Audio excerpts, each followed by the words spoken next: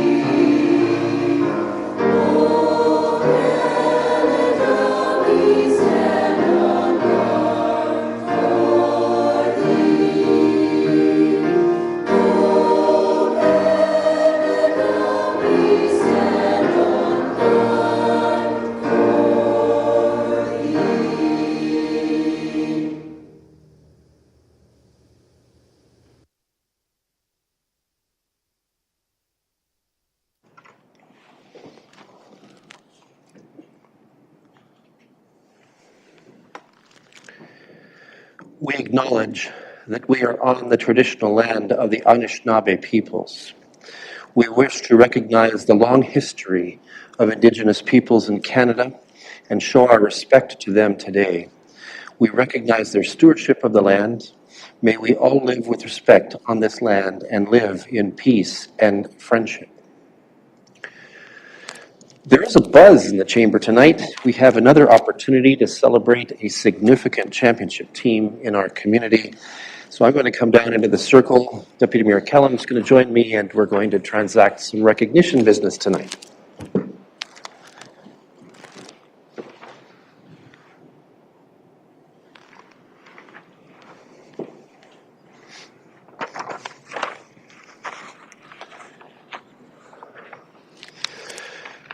So I leaned over to Deputy Mayor Kellum and said, "Whoa, that's serious rock." And I'm excited to see it in our chamber. This is a great pleasure, I think, tonight. Let me sort of tell the story here, I think, and then we'll introduce some people. Tonight we have a special recognition on the agenda for the local North Perth Westfield Public School curling team. This team competed in the Provincial Elementary School Curling Championship this past spring and has brought to North Perth a provincial championship title. After a three-year delay, the Provincial Elementary School Curling Championship Tournament was back with more than 31 teams in attendance. The Westfield team had an initial loss of their first game against Palmerston. That's rough. But the team bounced back to win their next 3 games, leaving them third in the conference. This sent the team to the Sunday playoffs, where the top 8 clubs faced off in a 3-game tournament-style play. After a tough game against Arthur, the team fought their way back to a win.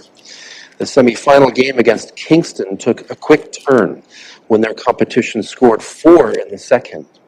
However, the team stayed positive and led by 3 coming into the end, securing the win. In the final game of the tournament, the team knew that they would be in tough against their opponents, the KW Granite Club number 1.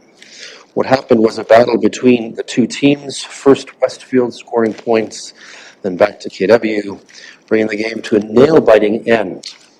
Westfield placed a freeze on the rocks, and KW was not able to complete the challenging shot.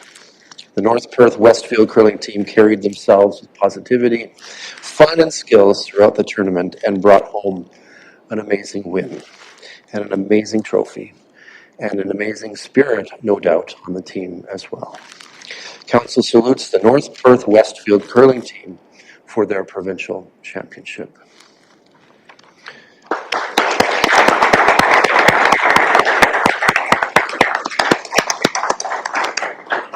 And now we have the duties. We have some lovely medals to give to those who are involved with the team. Deputy Mayor Kellum has the fun job. He gets to put it around your neck. I get to read out the names, which sometimes is fun and sometimes is challenging, as you might appreciate. So here we go. We're going to bring you up. We want you to stand in behind us, all right? You've been given your medal. And then counselors are going to come around afterwards and shake your hands and give you congratulations personally. All right, so our skip was Noah Schneider. Noah.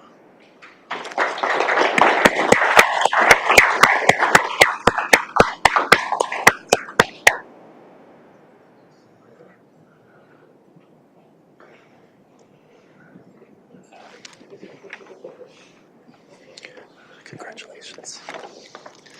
Our vice was Brooke Schaefer.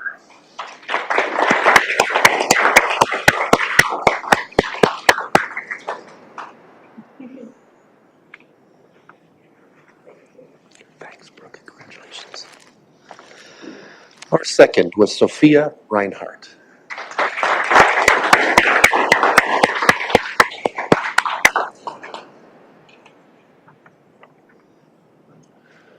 Congratulations.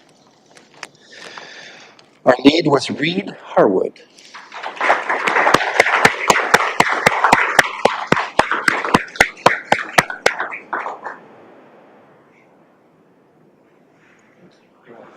Congratulations. Our fifth was Clark Harwood.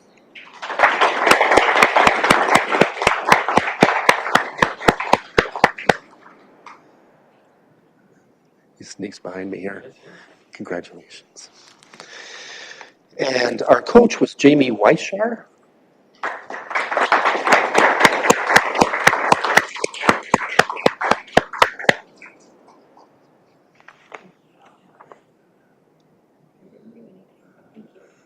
Congratulations.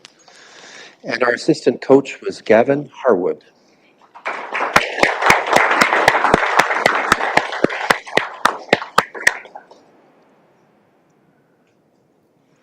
Congratulations.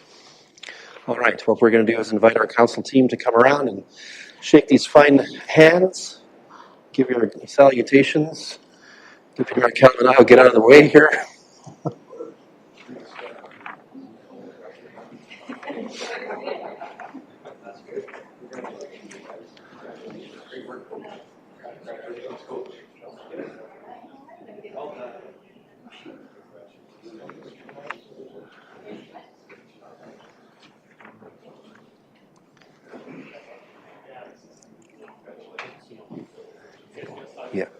Yeah.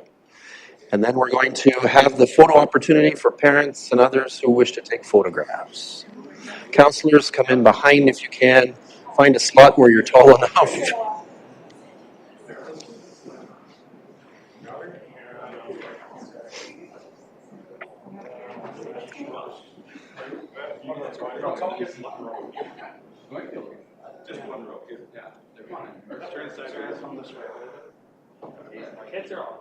Yeah, exactly. Is my hair okay?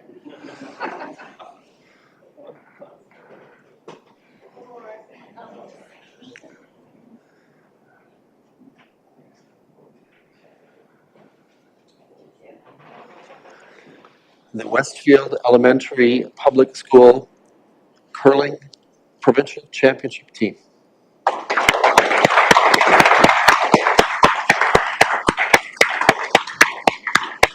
Thank you.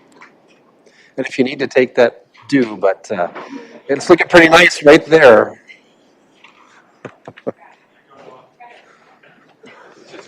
Grab it. Get it before Councillor Johnston does. All right.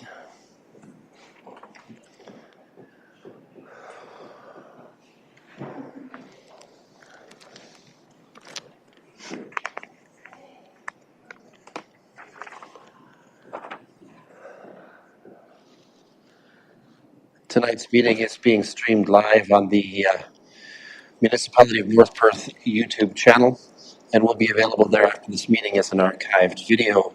To those viewing the meeting via the YouTube channel, a warm welcome to you. To those present in the gallery today, by attending a public meeting of the Council, you are consenting to your image, voice, and comments being recorded. Anyone who is invited to speak will be recorded, and their voice, image, and comments will form part of the live stream. The chair and or the clerk have the discretion and authority at any time to direct the termination or interruption of live streaming. Such direction will only be given in exceptional circumstances when deemed relevant. Circumstances may include instances where the content of debate is considered misleading, defamatory, or potentially inappropriate to be published. Attendees are advised that they may be subject to legal action if their actions result in inappropriate and or unacceptable behavior and or comments. Thank you. At this time, I invite decorum throughout the meeting. I have regrets tonight. You can see a few chairs empty from Councillors Andreessen, Duncan, and Richardson. Let us move at this time to item number 2.1 on our agenda pertaining to pecuniary interest. For the benefit of those unfamiliar with our council practices, provincial legislation requires councillors with a potential pecuniary or financial interest in any item at the council table to declare this interest and to remove her or himself from discussions and voting on the item. In accordance with recommended protocol at this time, I invite all councillors with a perceived pecuniary interest, including those who have declared in writing, to verbally advise the chair in public session and to submit documentation to this effect in writing to the clerk. Councillors are further reminded that should a potential conflict arise during the meeting, they may so declare and act at any point in the meeting. Colleagues, we haven't had any advance notice. Anyone have a declaration to make at this time? Seeing none, let's move forward then. A few general rules of order. Participants are invited to speak when called upon by yours truly, serving as chair. Those participating remotely who wish to speak may draw attention to the clerk through our conferencing technology's text chat function. Remote participants are generally asked to maintain a mute state in the web conference until I recognize your right to the floor. If, when I do so, recognize I don't hear you because you are muted or having some difficulty, I will advise and perhaps even send help. Let us now focus on the people's business. I invite those in the chamber to silence and put away their phones, and I invite decorum. Regarding item 2.2 of our agenda, I have a motion before me for the adoption of the agenda for tonight's meeting that reads as follows, that the agenda for tonight's meeting be approved. Can I call for a mover? Councillor Moran, thank you. Councillor Anstut will be our seconder. Any discussion or debate? Seeing none, let's have that vote.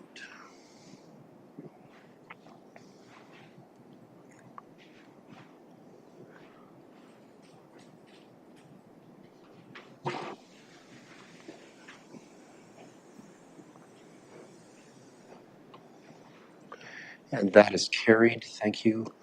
Let's move then to item 3 on our agenda, the so-called consent agenda. Consent items are placed on our agenda because they are believed to be non-contentious, yet they may warrant council recognition and or action. Grouping them expedites our business. However, any councillor wishing to extract an item from the consent agenda for discussion, debate, and individual action may do so.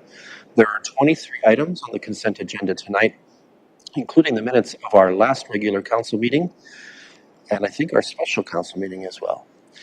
Councillors, anything to extract here or any corrections to minutes? Okay, I'm not seeing any hands waving at me, so let's look forward to a resolution here as follows. The consent items 3.1 to 3.23 be received for information, and the minutes of the August 28th, 2023 regular council meeting and the September 11th, 2023 special council meeting be adopted. Can I call for a mover? Councillor Blazek, thank you. Seconded by Councillor Rothwell. Any discussion or debate? Seeing none, let's have that vote.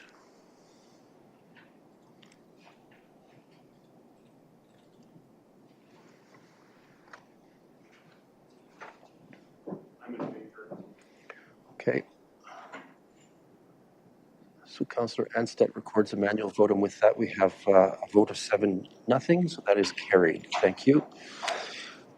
Let's move forward then to agenda item 4.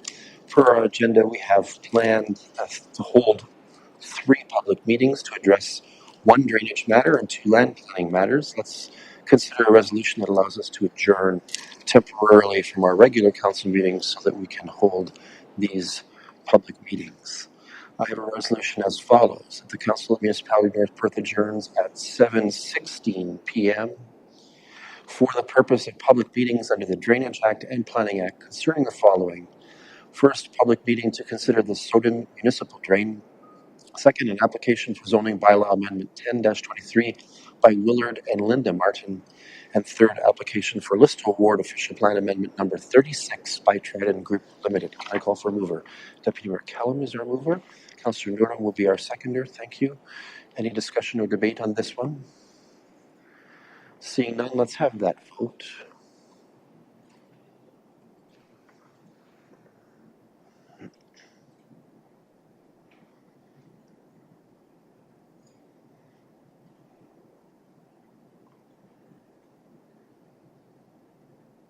And that is carried. Thank you. That means council is temporarily adjourned. Let's turn then to the actual matters. First up, it's my privilege to welcome those who have come for the consideration of the report from the engineer for the Soden Municipal Drain. I'm certainly willing to welcome and happy to welcome the assessed landowners, if any have joined us tonight. And at this hour, we have connected remotely Brandon Widener from Spreed Associates Engineers and Architects to present the report. Mr. Widener, the floor is yours. Good evening, everybody. Tonight we have the Soden Drain. It's called the Fathering Improvements. This is a little different report. This is a report under Section 78.5. Typically, you guys see Section 78 reports, which are municipal drain improvements. Section 78.5 are called minor improvements, where the works are assessed to one landowner.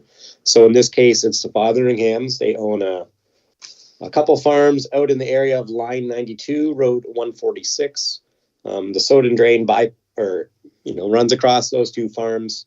They've essentially asked for a couple things here. So they've asked for, on one property, that the lane culvert be extended. That is the property, the westerly property. And then on the other property, they've asked for the laneway to be extended in the existing ditch, which is adjacent to the laneway, just to be pushed further west. So it's not right up against the laneway. They have a large feed mill there. There's a lot of truck traffic. There's a lot of stuff going on. They just want the ditch further away from the driveway for safety reasons. And as well as that's what they wanted. The lane culvert also needs replacement at that time. Under Section 78.5, the landowner is assessed 100% of the costs of the entire project. And no one else is really involved with this. There is no quarter revision. It's a different expedited report under the Act. So tonight we have essentially 2 lane culverts going in and a small ditch improvement happening. We're just appointed on this report. As this report has no assessed landowners besides the one, they're much simpler on our end to complete. So what you're seeing is one new 30-meter culvert, and then we are adding 5-meter extensions to the existing, and there's 85 meters of ditch being relocated. The total cost of the project is $63,500. Because it's being done through the Drainage Act, they do still receive the 1/3 grant for this work. But that's essentially it. It's pretty straightforward. Fotheringhams are assessed everything. They are also responsible for the future maintenance. So this is a way the province has tried to expedite drainage reports, especially ones that are simpler where they only involve one person. So if anyone has any questions, I'd be happy to answer them. Thank you, Mr. Widener, as always.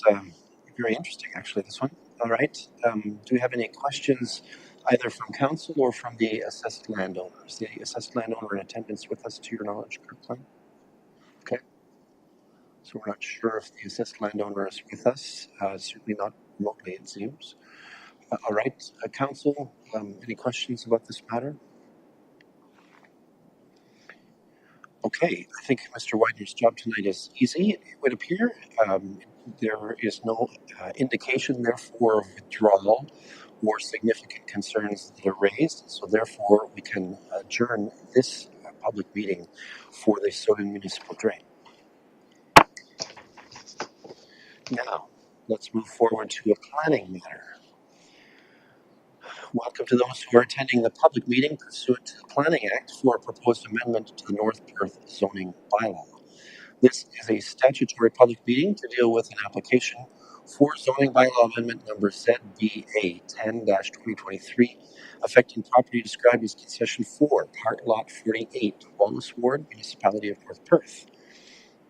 Correspondence, reports, and comments received regarding this application will be considered by council. Those in attendance remotely wishing to make comments concerning this application will be given the opportunity to do so. Anyone wishing to appeal council's decision in this matter must make verbal submissions during this public meeting or have made a written submission to council. Those wishing to receive notice of the decision regarding this application must notify the clerk via email or telephone, giving their mailing address and telephone number. At this time, I'm going to call for a summary of the application. This will be offered by Mr. John Bice, who is a planner for the County of Perth, working on North Perth files. Mr. Bice, welcome. Thank you, Mayor Kasenberg and Council. So this zoning bylaw amendment is a condition of a consent for a surplus farm dwelling severance that was brought forth in front of North Perth Council a couple weeks ago. The file number is ZBA 10-23, and it's just south of Kurtzville by the red star on the slide. So the zoning bylaw amendment application, like I said, was a condition of surplus farm dwelling severance, number B29-23. The consent, which was conditionally approved on August 24th, produced a severed lot with approximately 2.18 acres, and the retained farm lot has approximately 39.5 acres.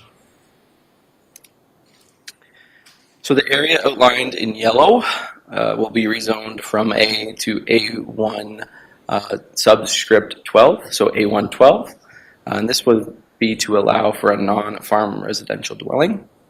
And the site-specific nature of the A112 zone is to permit livestock for personal use, which would be restricted to 1 chicken coop with a total of 7 chickens, and an interior side yard for the children's play set at 2.1 meters, where 3 meters is required, and a rear yard depth for that same children's play set at 1.1 meters, where 3 meters is required. The area outlined in red, as you see on the screen, is to be rezoned from A to A62 special, which would be A62 subscript 7, A62 7. This is to ensure that no residential dwellings or mobile homes can be placed on the retained farmland. The site-specific nature of the zone is to permit the reduced lot area of 39.5 acres, whereas 75 is typically required. So no adverse effects are anticipated from the reduced interior side yard setbacks for the severed parcel, and no adverse effects are anticipated for the reduction in the minimum lot area requirements. The current zone was actually A77, which did permit a smaller agricultural parcel for that property, and that's subsequently being changed to A62 subscript 7.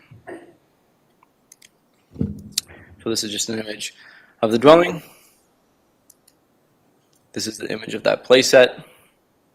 It's in the air, so it would constitute a building permit. That's why we need the recognition in the zoning bylaw. And this is an image of the existing shed or shop that complies with zoning. So notice of the application was given on August 29th by regular mail, and no concerns have been raised at this point from members of the public. MVCA, Maitland Valley Conservation Authority, did comment saying no objections. Staff recommend that North Perth Council approve ZBA 10-23, and I'd be happy to take any questions.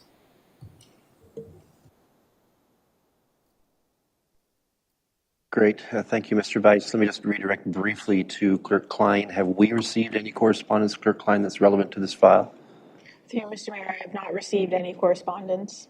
Okay, so the answer from the clerk was no. All right.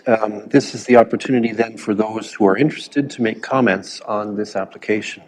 First, we call for those who are in favor, other than the applicant, to speak. Are there any in attendance wishing to speak, or that we have in attendance remotely, wishing to speak in favor of the application?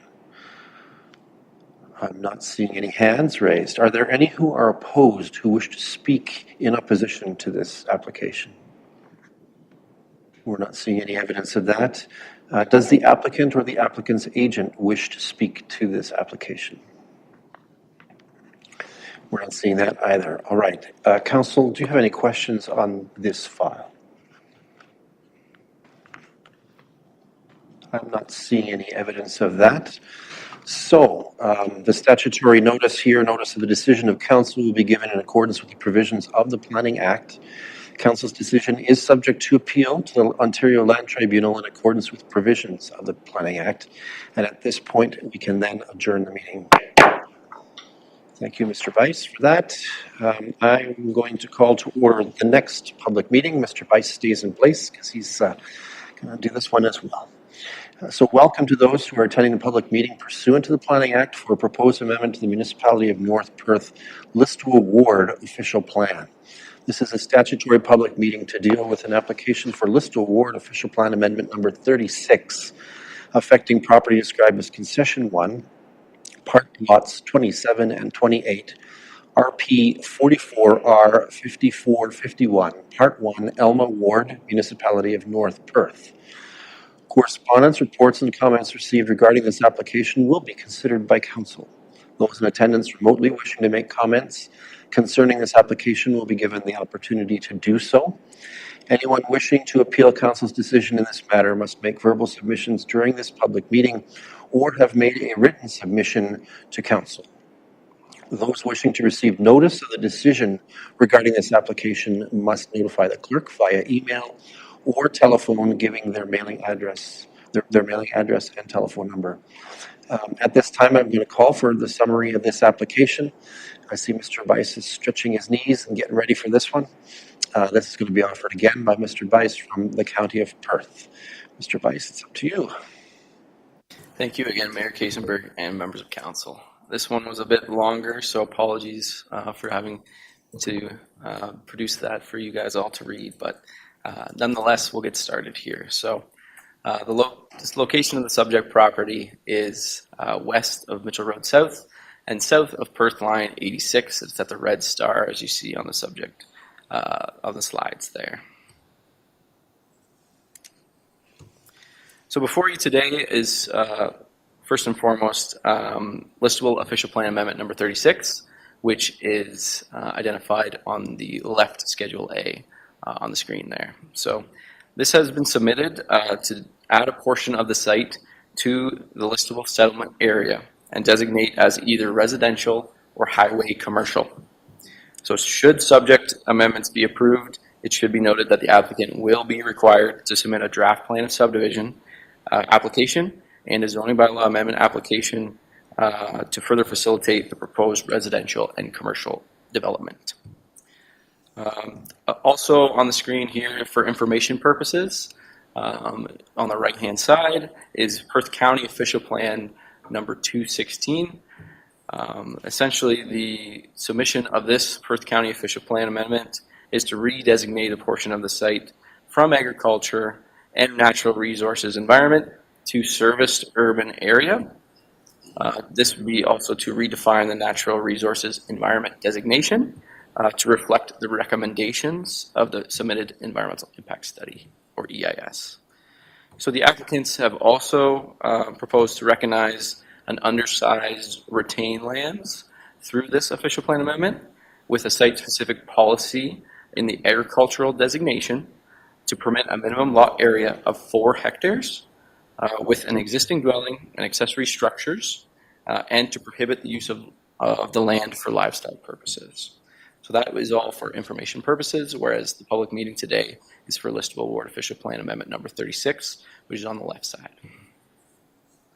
So the residential component of the proposed development includes 216 single detached dwellings, 36 townhouse units, 4 multi-residential blocks comprising of 277 dwelling units. There's a total, all said and done, of 529 dwelling units. To support the residential development, the applicants are proposing a stormwater management area. And this would be on the south side of the property, with park spaces intermixed throughout the site. So also a commercial area is proposed along County Line 86.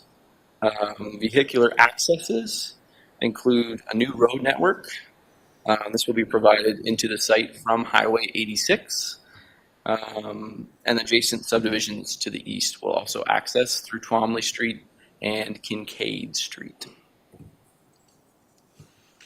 So the highway commercial component on the left side there is the small polygon shape adjacent to the highway in the north end, whereas the large swath of the proposal is for residential.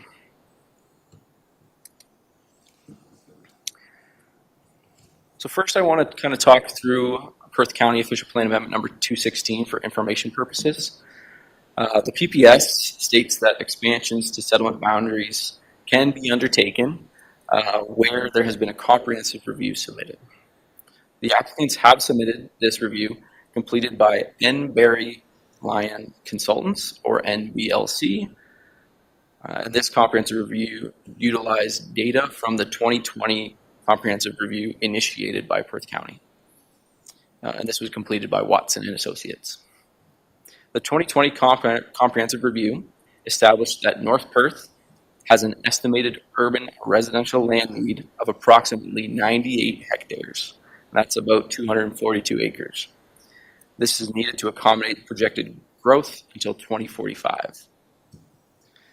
So the comp review also stated that North Perth has an employment land needs of approximately 36 hectares.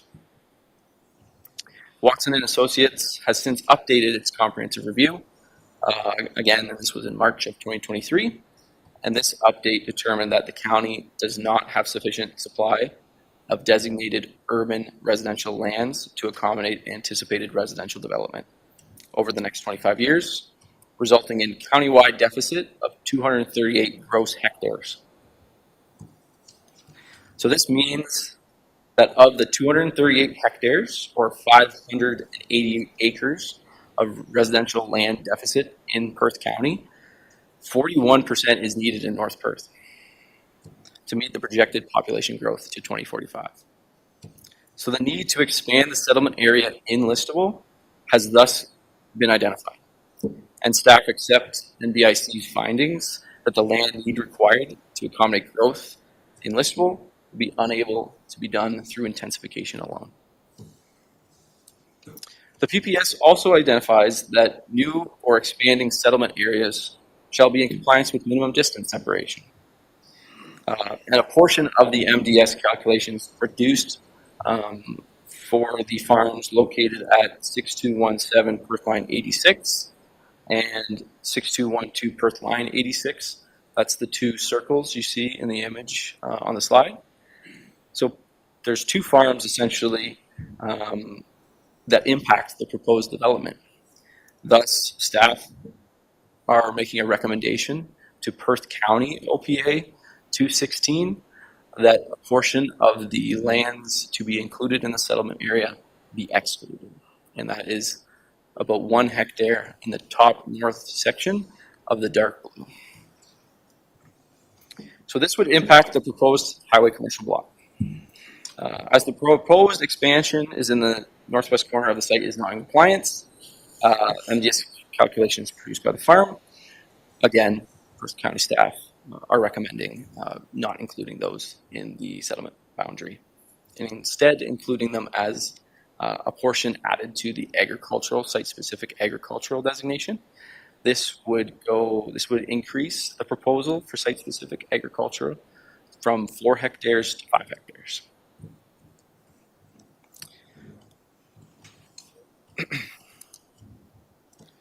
So OPA 216, and this is again for information purposes, proposes 3 changes. The first is to designate from agricultural to service urban area. The second is from natural resources environment to service urban area. And the third is that site-specific agricultural zone. As you can see, this was taken from the planning justification report produced by Carolyn Baker. A portion of that northern site is recommended to be excluded. And then you'll see that in the Schedule A for you on slide 2 here.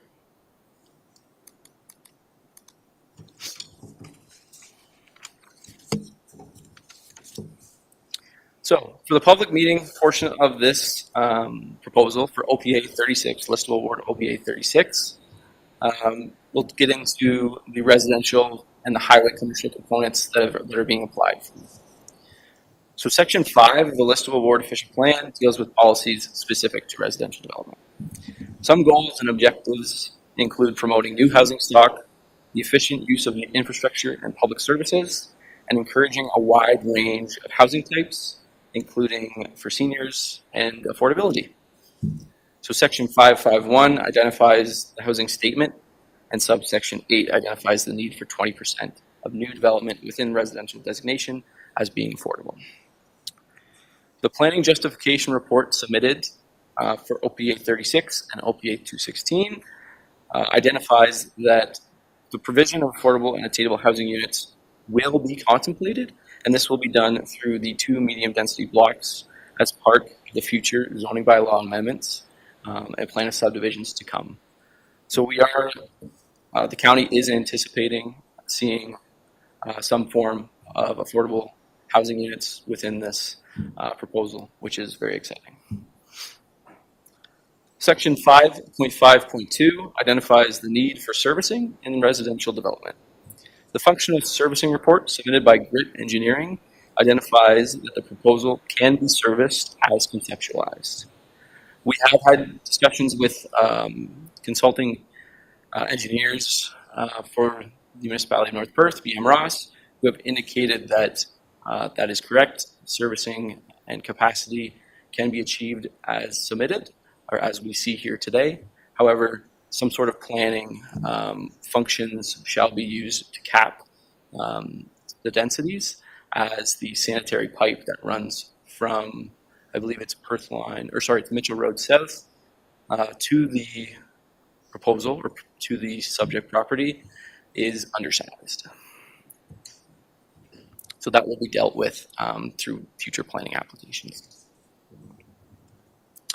As for the highway commercial component, lands within this designation are typically on larger lots with relevant highway exposure. Parcels typically have good visibility and exposure and are intended for uses that require heavily traveled roads. Permitted uses include business and professional offices, restaurants, fast food outlets, automobile service stations, and many more.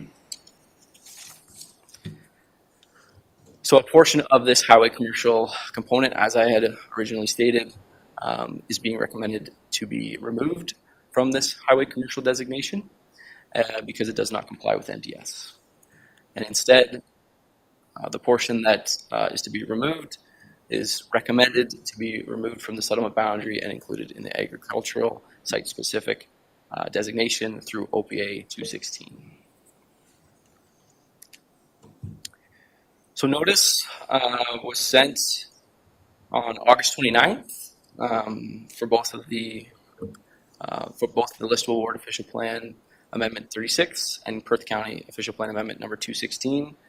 Perth County official plan amendment 216 will take place on August 5th, and that is just a couple weeks away, whereas today's public meeting is for listable award official plan number 36. We have received 2 comments from members of the public in opposition in the report. We've had comments come in late from Inland Valley who have advised no objections. And we've also had some comments from Enbridge with their typical commenting paragraph. That was included in the package as well. And there was comments from Blue Water Recycling saying they have no comments at this time. The last few slides here I wanted to just kind of go into would be the recommendation. So there's a couple of recommendations as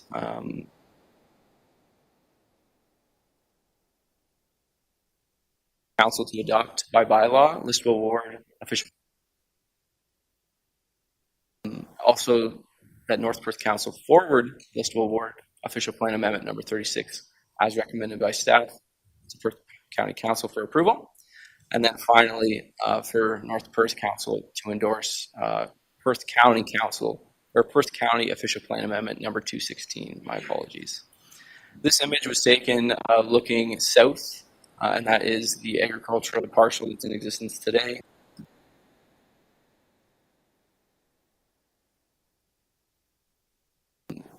Essentially eating up agricultural land for residential and highway commercial developments.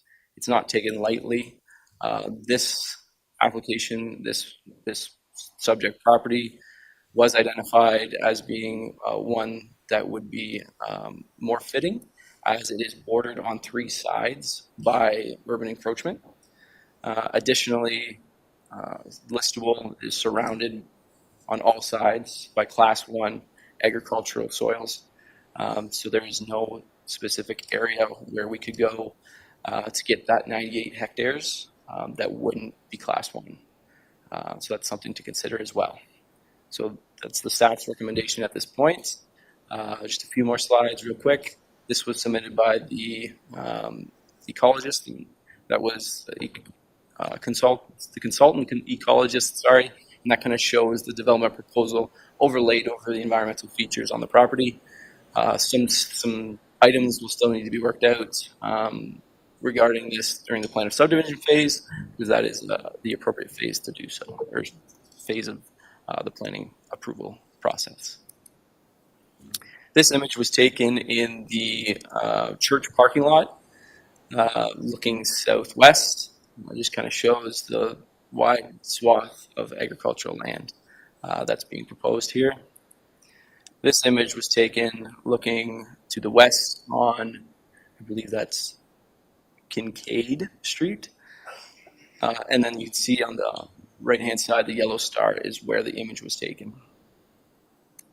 And then this one would be Twomley Street. Again, looking to the west, yellow star. I can take any questions now. I believe there's the consultants, Carolyn Baker might have a presentation prepared, and I will leave it at that at this point. Thanks.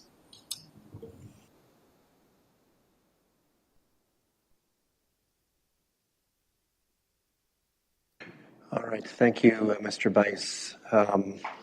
At this point, there's opportunity granted to those who wish to make comments. I want to check with the clerk first, though. We haven't received any other comments with regards to this matter. Dear Mr. Mayor, actually, I received an email right before the meeting. So with council's indulgence, I'll just read that into the public record here. So the comments are as follows. My name is Cecil Rajan, lives in 685 Winchester Avenue South, Listowel. Sorry for the delay of the mail as I was away from the town for a couple weeks. This is with reference to the letter I received from the town regarding the construction of 529 dwelling units behind my house.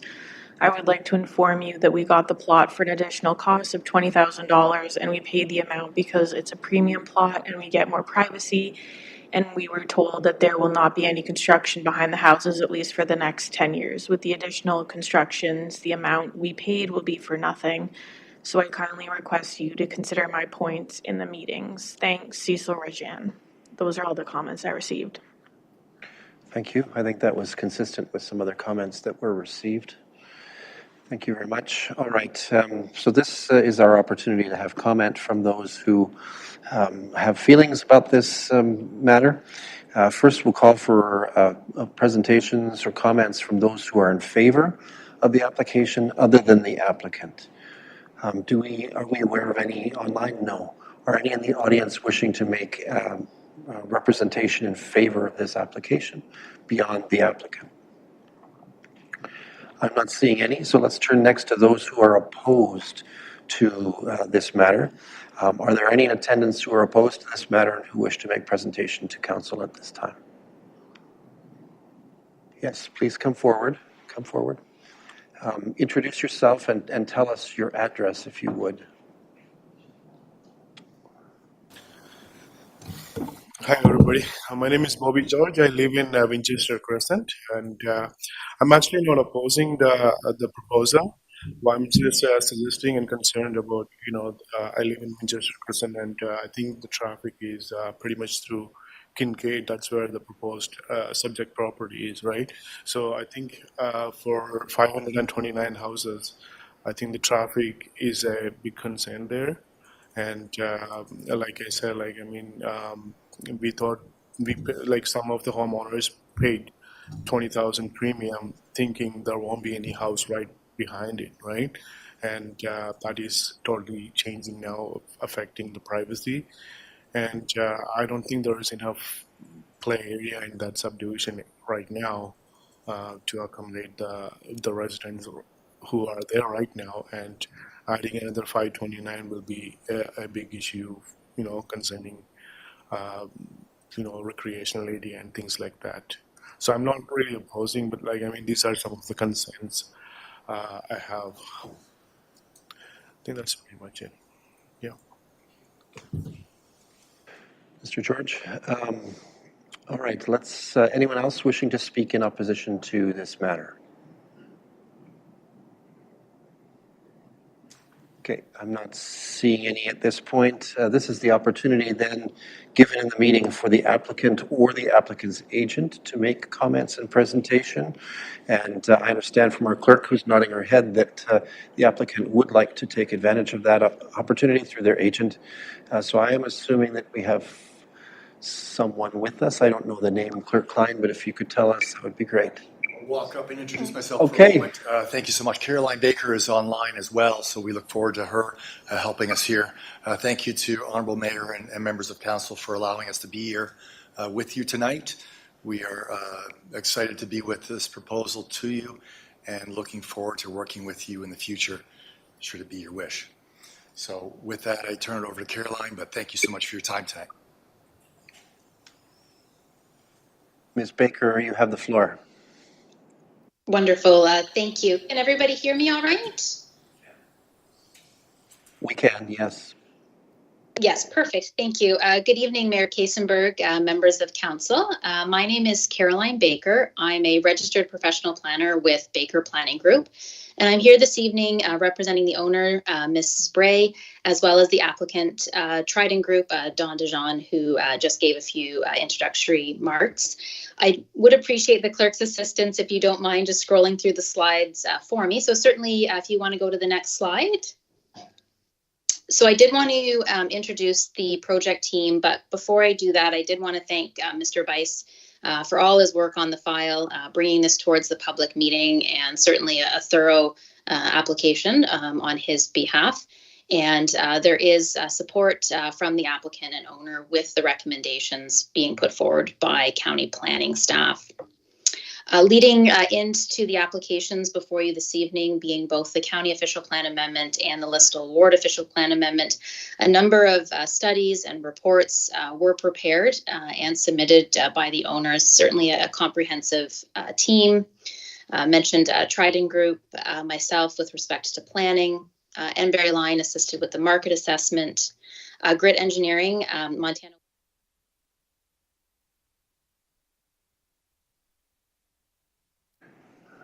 Ms. Baker, we appear to have lost your audio.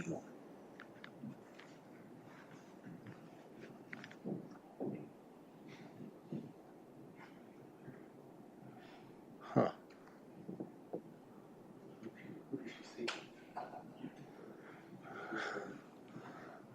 Ms. Baker, we seem to have lost your audio. We're not hearing you at this point. We were hearing you just fine, and then all of a sudden...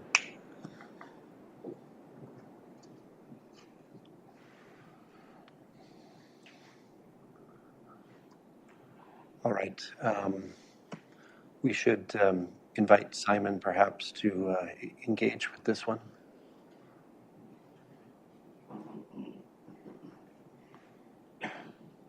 She may need to use the phone dial-in access for audio.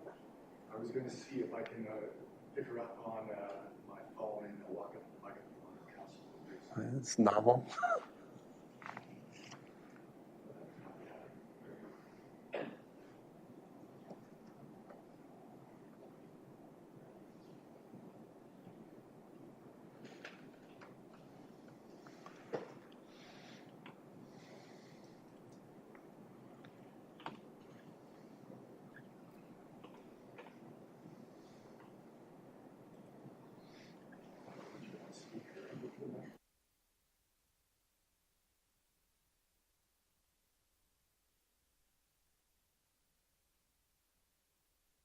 Caroline is on the line here. I will put her on speaker and attempt to feed her through the microphone. She is hearing you. So thank you, Caroline. Go ahead. No problem, certainly. Is that functioning? Try once more. If they can hear me, you might have to pull it away from the microphone just a little bit. Okay, see how that goes. Okay, perfect. And I apologize. Not sure how I can hear everybody, but you can't hear me. So we are just on the project team slide, certainly introducing the comprehensive team. I think we are at track mobility. The environmental was by NRSI, aggregate by Robert Gibson, and archaeological Lincoln Environmental. The next slide, please. The next slide up certainly provided an excellent overview of the site. It is 32.9 bounded on the Middle Maitland River on south. And you can see in this image the existing house and shed and the woodlot. There are two existing road stubs from the development to the east, being Kincaid Street and... Next slide. If I'm jumping too fast, certainly please let me know. The next slide is a bit of site context that builds on Mr. Bice's comments about this property being bordered by a number of specifically to the south, an area regulated by the A. To the east is the existing residential development. To the north is Perth fragmentation of large residential lots, and of course to the west, agricultural lands. Next slide, please. The proposed development that would be permitted or facilitated should the official plan amendment applications be approved, and of course draft plan and zone considered, essentially is to assist in meeting a portion of the current needs in Listowel for residential and commercial land uses. Of the 32.9 hectare property, once we net out environmental areas and protected areas, there would be a development area of approximately 1.8 hectares of land, which would include a strategically located commercial block, network connecting to the existing fabric. Of course, the long-term protection of woodlands, wetlands, and any significant fish or animal habitat is 3 proposed areas for park space and connections. And in working with the owners, the importance of having a range of residential uses. So I think it was noted there is apartments, townhouses that could be street and stacked townhouses, the potential for semi-detached, single-detached, and of course those could have the ability for second. Of the entire development at this time, approximately half of the dwelling units would be either an apartment or condominium townhouse blocks, looking to providing a greater range of affordable housing. Next slide, please. I think this was included in Mr. Bice's presentation. What you'll see is a color-coded version of the proposed plan. It is oriented, tilted in the image just to fit all the components being a long and narrow property. But what you'll see is the 2 road connections to Twombly and Kincaid, as well as the connection to 86. So there are 3 new entrances to this proposed development, along with a separate entrance for the commercial block. So that would bring it to a total of 4 access points for pedestrian, cyclists, or vehicles. Color-coded in sort of an orange yellow would be the singles or potential for semis. Your cluster townhouses or stacked townhouses are in a light purple. There's an option for street townhouses in blue, and the dark purple is 2 proposed apartment buildings. Supporting features, of course, include a stormwater management pond and sidewalks, and the protection of the woodlots. Next slide, please. Amendments before you, which I think you heard earlier, so certainly I can jump to the next slide. And once that's up, you should see an image that was extracted from the environmental impact study prepared by NRSI. You'll see a number of different colors outlined on this image. Essentially, the green would be the protection of a woodlot. The blue is the protection of wetland and associated required buffers. And as we move down to the Middle Maitland Valley, there is the presence of fish habitat, as well as a species of concern, being a specific type of snapping turtle. So we have worked through the county's peer reviewer, addressing certain comments, and in our view, comments have been addressed satisfactorily to provide a recommendation on the official plan. There may be some fine-tuning of details related to things like trails as we move forward with the draft plan and zoning, should the official plan be approved. Next slide.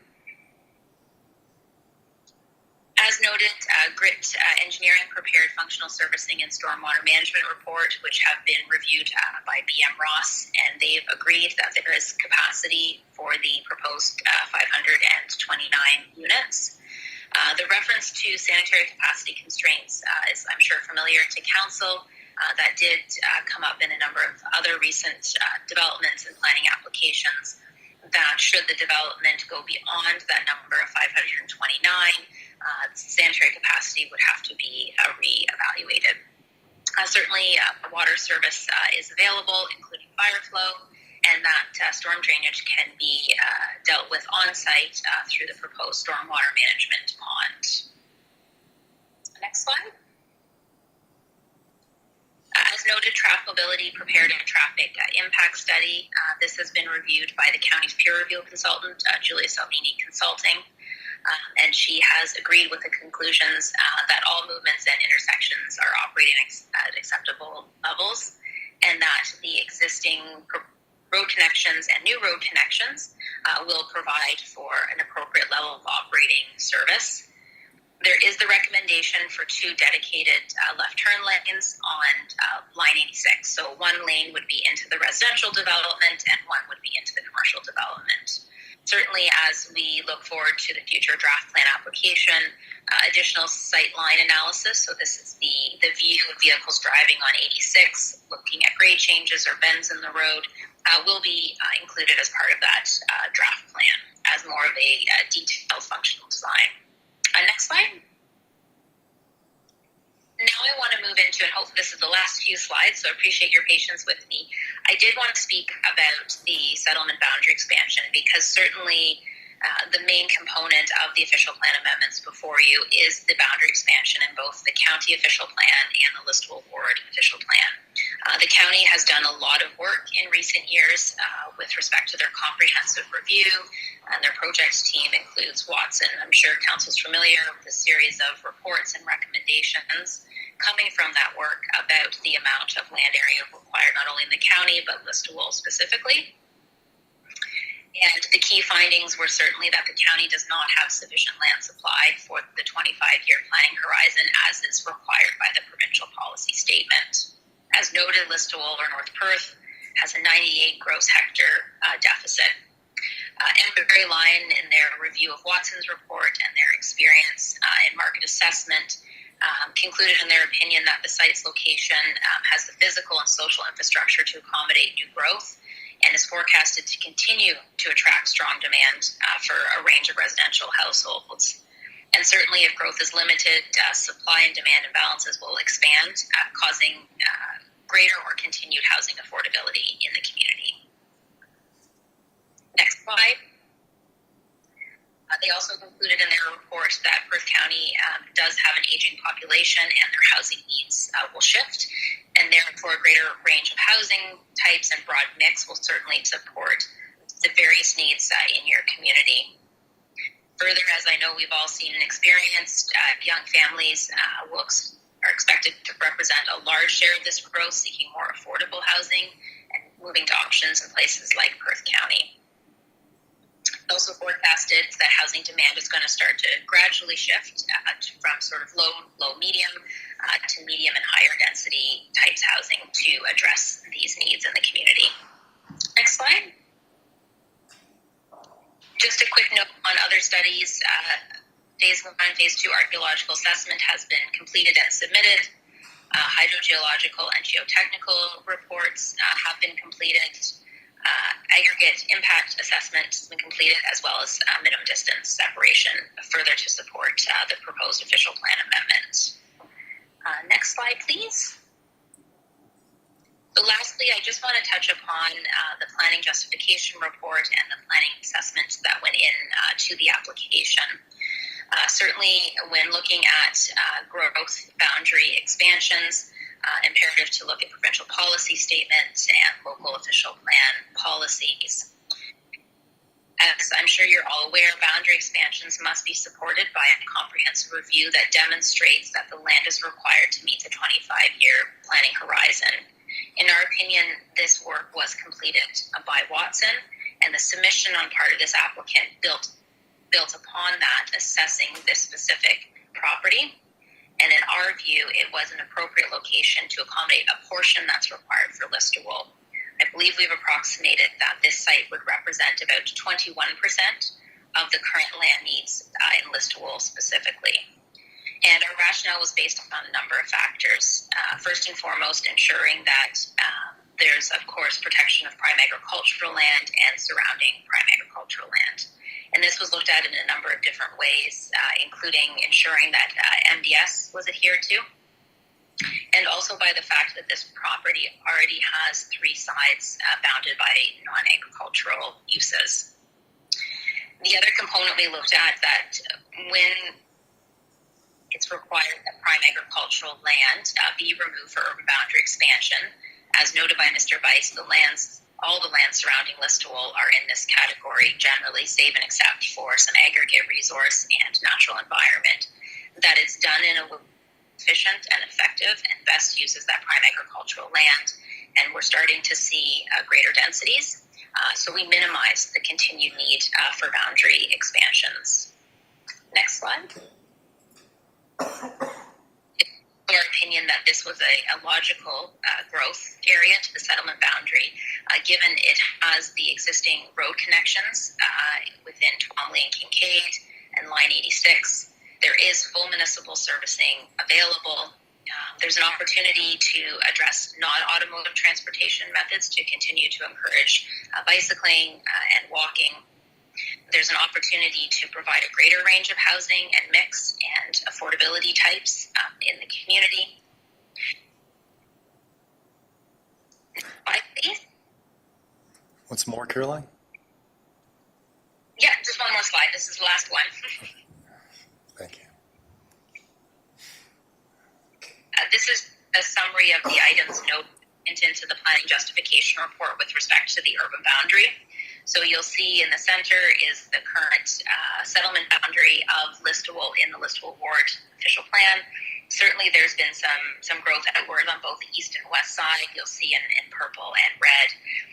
What we use this assessment for is to look at all the 4 quadrants around listable that could accommodate settlement boundary expansion. And by no means in this submission are we saying there aren't other viable land, but not all land is viable when you look at the different sections based on either MDS, by existing industrial uses, and you'll see that those areas that are outside those restrictions are also Class 1 prime agricultural and may in fact be needed to accommodate the required growth within the 25-year planning horizon, there still is approximately 78 hectares still required in addition to this specific property to meet the requirements under the provincial policy statement. So thank you for the time. I apologize. That was a little bit of a longer presentation, but certainly we're here to answer any questions either of the public or members of council. And apologize for technical difficulties. Thank you. All right. Thank you, Ms. Baker and Mr. DeYoung.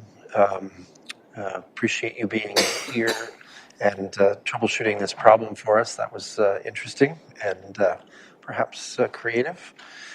So let's turn to opportunities for questions or comments from council on this matter. Colleagues, what say you?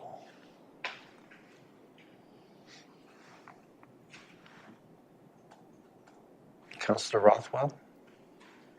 Thanks very much, Mayor Todd, and thank you very much for the presentation. This is certainly exciting, one of the largest applications we've seen recently for new development within our municipality.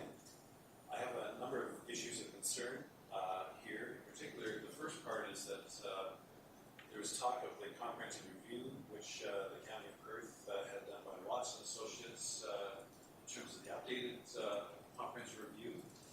That has not been, to my knowledge, presented to this council. And it's not only this property that is potentially impacted in terms of where North Perth should grow, in terms of within and around Listowel or Atwood or any of our other southern areas. So my concern is that while this application certainly shows that there is justification, the question is that this council has to make and decide as to whether this property is any better than certain other properties. I certainly understand this application is going forward and it's ours to deal with, but I'm concerned that the county has not made a presentation to this council regarding the comprehensive review. Secondly, I am concerned in terms of the proposal for a Listowel ward official plan. I mean, this land is clearly in the Elmo ward. There is no other lands outside the Listowel ward that are subject to the Listowel ward official plan. There is urban development immediately to the east of this site, which was through official plan amendments, which does contain residential and commercial policies. And I just like to hear perhaps John Weiss on behalf of the county to let the council know why we're looking at the official plan. And in particular, the reason why I'm concerned is remember council is going through the discussion right now in terms of our boundaries, which deals specifically with electoral issues, but in this case is a land use matter in terms of the Listowel ward official plan, which follows the Listowel ward boundary. I can tell you that there's plenty of confusion in this part of the North Perth in particular. What is in and what is out of the Listowel ward. Frankly, in my view, if this is considered to be a Listowel ward official plan amendment, that will further exacerbate the issue of concern in terms of whether we're in the Listowel ward here or we're still within the Elmo. So that's a number of concerns that I have. And the last one, there's plenty of specific detail which has been shown in here in terms of the number of residential units as well as the proposed commercial development. And I know that this will be discussed at the subdivision stage. What I will say is that I'm very concerned that we have one access for the residents on the Perth line 86 only, and two accesses through an existing subdivision further to the east. Frankly, I didn't see within the documentation that emergency services have made any comment with respect to any other points of access and whether they're satisfied in terms of public health safety for ingress, egress in case of emergency beyond Perth line 86 and or Sherwood South. So those are the extent of my questions and concerns. But again, I want to make this understood is that this is exciting to see this development. It's unfortunate we had technical issues on behalf of Ms. Baker here. This is a significant application. Frankly, I'm not sure that we're going to get the answers over a telephone to be able to address the questions here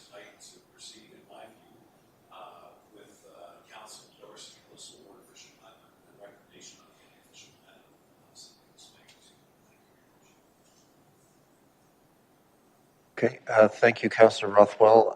I think there was at least one question there that called for Mr. Bice's comments, if I remember correctly. So, Mr. Bice, did you want to try to roll that back and address that? Yeah, thank you. Through you, Mayor. Sorry, Councillor Rothwell, could I get you to repeat that section? For you, Mayor, John, specifically, I'm concerned about why we're looking with a listable ward official plan amendment when we're clearly outside the listable ward, and the county approved official plan has service urban area policies within it. And so, why for wouldn't we just look at a listable ward official, or look at a listable board official plan versus leaving county approved official plan to deal specific?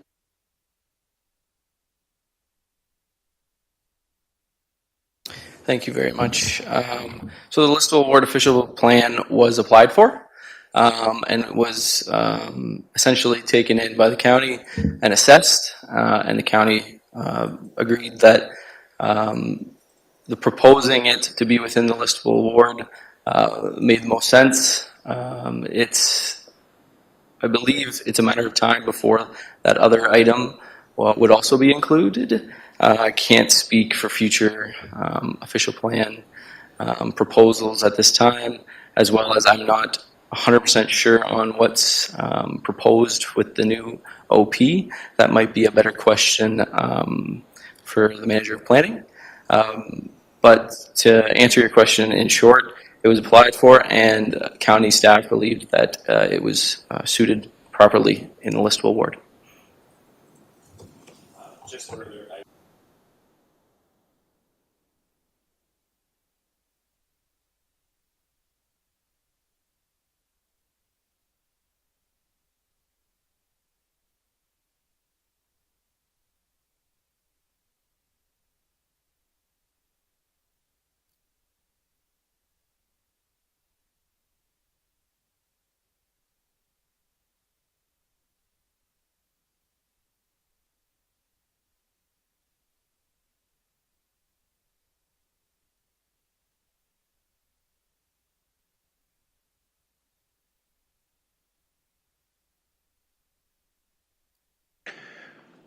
Thanks. I don't know whether the other questions that you posed are to be answered at this point.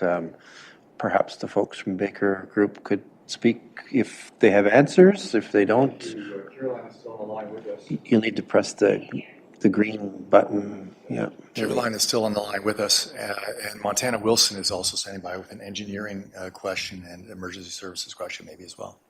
Okay, so I think we would hear them if they wish to contribute. Certainly.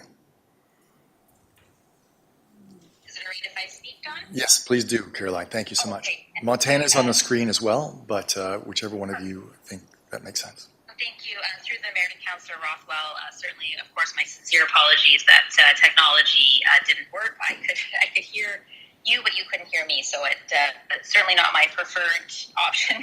I'd much rather be there presenting with you. With respect to the listable ward official plan amendment, certainly as part of this application and an application of this nature, we did have extensive formal consultation with county planning staff as well as local staff. There is one or two similar applications in one of the other lower tier municipalities in the county of Perth. And through those discussions, it was determined that by putting or requesting that this site be included in part of the listable ward official plan, that we would then be selecting designations, for example, highway commercial or residential, that align on keeping consistent the same as those land use designations that are prevailing in the listable community, as opposed to some parent policies. I know you reference the service settlement areas in the county official plan, which speak to the county at large. And this was part of the reason that we wanted to have more specific designations, again, that were consistent with the community in which this development would be a part of.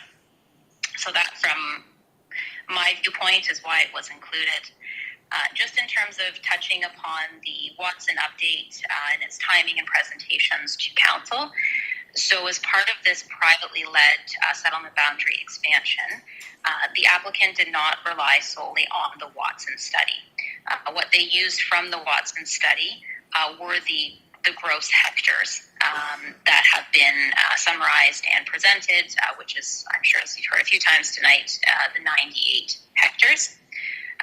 They then built upon that, so the applicant's own consultants, experts that support boundary expansions, built upon that, looking at the market need.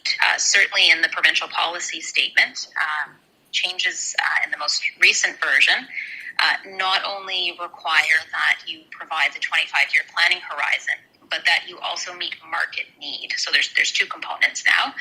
So certainly the report submitted on behalf of the applicant sought to address that second component of provincial policy statement that is warranted in looking at boundary expansions. So there is a supplementary report prepared by the applicant that is included in the council package.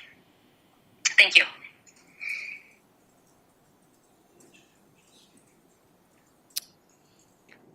Montana, do you wish to speak to anything?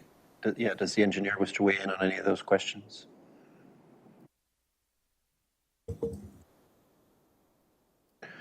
Okay, we're not hearing you at this point. Same AV issue, perhaps.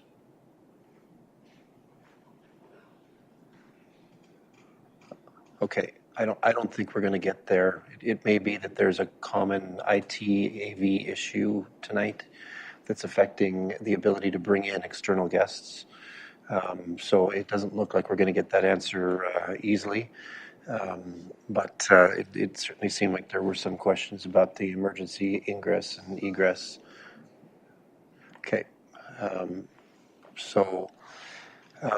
Colleagues, we'll see if we can do something in terms of patching these folks in. Our IT guy is on the way. But if you have other questions, I think we should entertain them while we can and see where that takes us. Anyone else have additional questions about this proposition? Okay, I have a couple myself.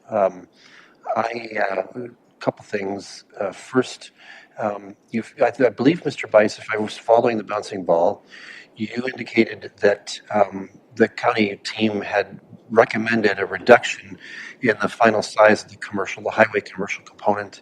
Can you tell me what the left standing size of the commercial component is? Thank you. Through you, Mayor Kiesenberg. I'm not 100% sure what the remaining size of the highway commercial designation would be. I can get an approximation from GIS if necessary. The site-specific nature of the OPA, that it would entail county OPA number 216. We're proposing to increase that from 4 hectares that was asked for to 5 for the site-specific agricultural designation to ensure that there's adequate space to meet that minimum. Or there's plenty, sorry. Switch that up, sorry. Maximum. My apologies, having a little rough time here, but it was proposed at 4. We are proposing to go to 5 here. That's for agricultural, did you say? Yes. But the commercial, you don't have a firm number? Don't have a firm number yet. Apologies. Okay. Thank you. Also, I believe there were comments from Ms. Salvini, who is one of our consultants, who suggested that there may have been something missing in the traffic impact study related to pedestrian and cycle planning, thinking, etc. Maybe I misunderstood her comments, but could you clarify that, please? Sure, through you, Mayor, and maybe if Lyndon wants to comment as well, maybe that actually would be best if you don't want to put you on the spot. Mr. Couch, do you have any familiarity with Ms. Salvini's comments on this? I can answer that. Thank you, Caroline. Please go ahead. To the Mayor, I believe you're asking a question with respect to Ms. Salvini's comments on Sightline in her peer review letter that were included in staff's report. The comment that comes from Ms. Salvini is confirming on-site with topographical survey work what the sight lines are. So if you're a car driving east or west on line 86, is there any changes in the grade of the road or any curves or bends in the road that would cause any sight line issues for any left turn lanes? The consultant hired by the applicant, Traffic Mobility, from their review did not note any concerns, but the response back was to actually prepare the detailed topographical work. So that is underway and will be included as part of the draft plan subdivision. So it's just a confirmation that there's no significant grade changes or bends in the road to block drivers' visibility. Can I quote the paragraph from Ms. Salvini just so that to make sure that we're talking about the same thing? So the paragraph reads, the approved terms of reference for the study included an assessment of the parking provisions within the draft plan and a review of the planned pedestrian and bike infrastructure in the plan and how it will connect to the existing infrastructure. Neither of these were included in the TIS. This is particularly important as we look into how students will access the local schools by walking. So there's an implication in her comments that there was something missing. That's what I read there, unless I'm completely misunderstanding what Ms. Salvini is telling us. I'm not sure that's what you just addressed, Ms. Baker, so if you don't mind. I could add to that if helpful. Please. Yeah, please. Okay, sorry, I apologize if I don't mean to cut you off. So certainly the comment that Ms. Salvini is making is what would be required as part of the traffic impact study for the draft plan of subdivision. Right. Currently what's before you is the official plan amendment, which deals with the boundary expansion and the proposed land use designations. The concept plan is, of course, in draft and will be further refined leading into the draft plan of subdivision. So you'll note in Ms. Salvini's comments, she notes in terms of reference for the draft plan application, those following items will be required, and they certainly will be prepared by Traffic Mobility, submitted and reviewed by Ms. Salvini. Okay, I just wanted to make sure that I was not missing something there. Okay, so this lies ahead is what I'm hearing. Okay, thank Correct. you. My final comment on this, I've made it pretty plain publicly at this point. Affordability of housing in our community is a crucial issue. I understand from Mr. Bice in correspondence that he and I have shared today that this might not be the place for us to be talking about affordable and attainable and what your plans are, but I think the next time you come to this council, should this matter proceed, you should have a plan. And it should comply with the List Award official plan's target, which is 20%. So I look forward to seeing that from you. All right, any other colleagues have comments, insights, questions? Councillor Nordum, let me get your microphone here. Thank you, and through you, Mayor Kiesenberg. Just kind of curious, you might not be able to elaborate now, but what is the plan with the remainder of the owned property, say the woodlot areas and nature areas? Would those be, would the municipality have first right to purchase those? If I may speak to that, thank you so much.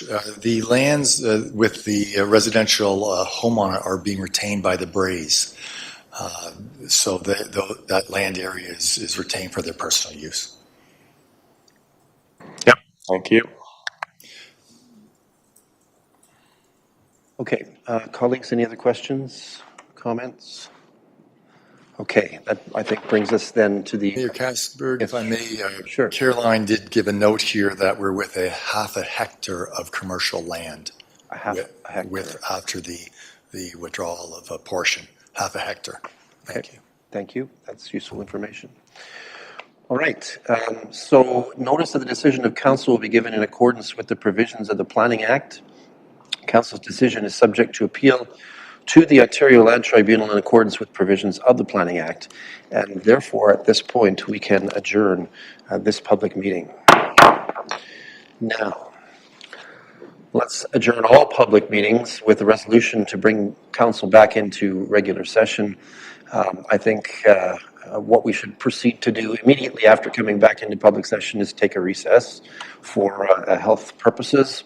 So at this point, I have a resolution for council's consideration. The public meetings under the Drainage Act and Planning Act are now adjourned at 8:25 p.m.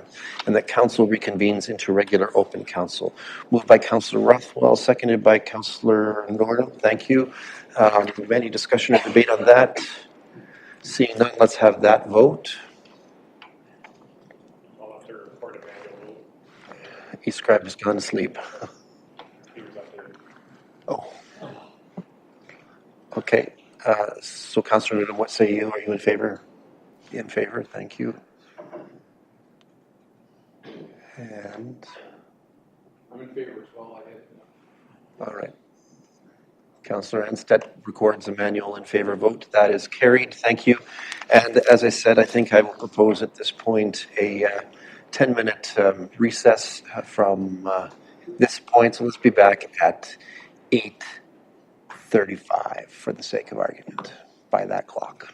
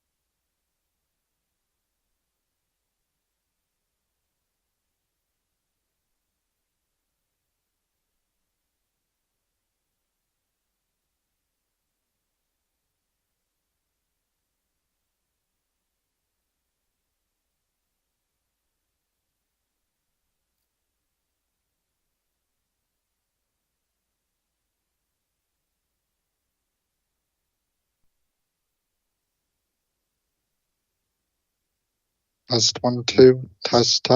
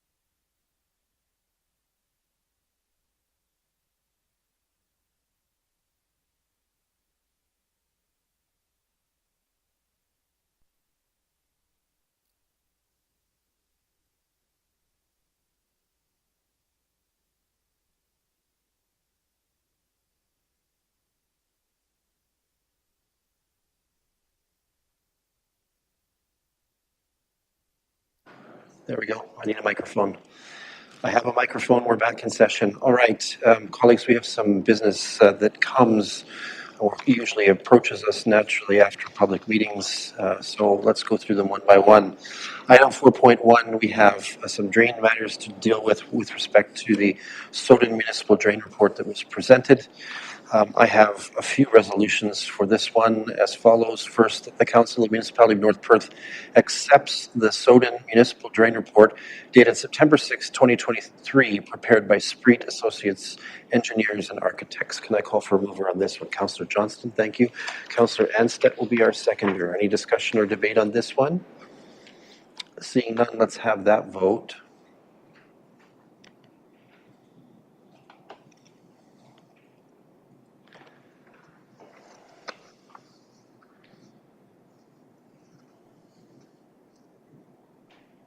And that is carried.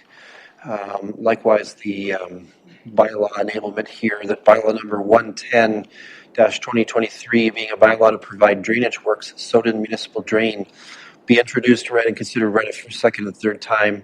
No, that's not right. Here we go. It's a drain. Read a first and second time and be provisionally adopted, and that the said bylaw be signed by the mayor and the clerk and be sealed with the seal of the corporation. Can I call for a mover? Thank you, Councillor Blazek. Moved, seconded by Councillor Rothwell. My tongue was too fast on that one. I think the clerk does it just to trip me up, actually. Seeing no discussion or debate, let's have that vote.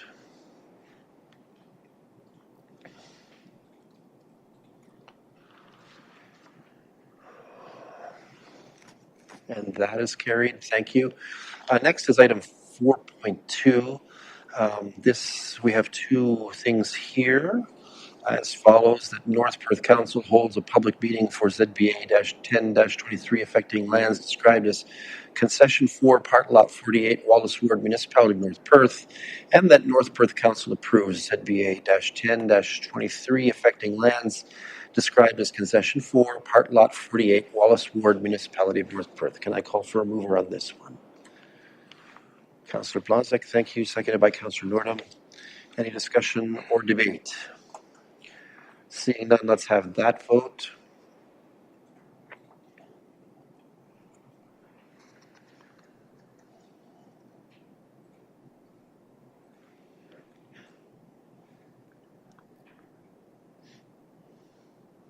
Okay, and that's carried. Now let's have the bylaw for this as follows. Bylaw number 108-2023 being a bylaw to amend bylaw number 6-ZB-1999 as amended, be introduced, read, and considered read a first, second, and third time, and be finally passed, and said bylaw be signed by the mayor and the clerk and sealed with the seal of the corporation. Can I call for a mover on this one? Councillor Anstett, thank you. Councillor Nordham will be our seconder. Any discussion or debate here? Seeing none, let's have that vote.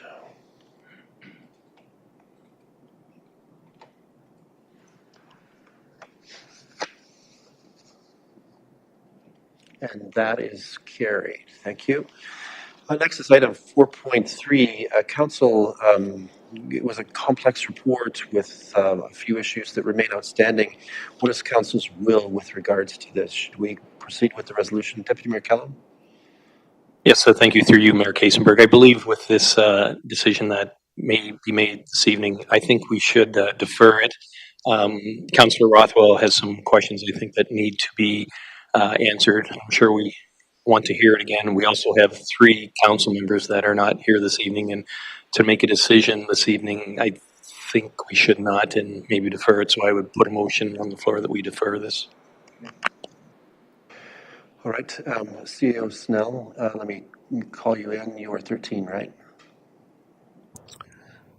Certainly acceptable of the deferral decision of council. Just wanted to confirm if there's anything more the applicant or staff can do, or any more information that the applicant or staff can bring to council. The one answer outstanding from Council Rothwell, I believe, is the listable PA versus county policies. Is there anything else that council would like to see? Just want to make sure. All right. Councillor Johnston, did you have anything on this one? Okay. Councillor Rothwell, did you have anything to add to yours? Through to CAO Snell, I mean, the one issue that was talked about, and this is necessary for our staff to address, just to express concern that 3 members of the public stated that they paid $20,000 more because they were going to have back onto open space and so on.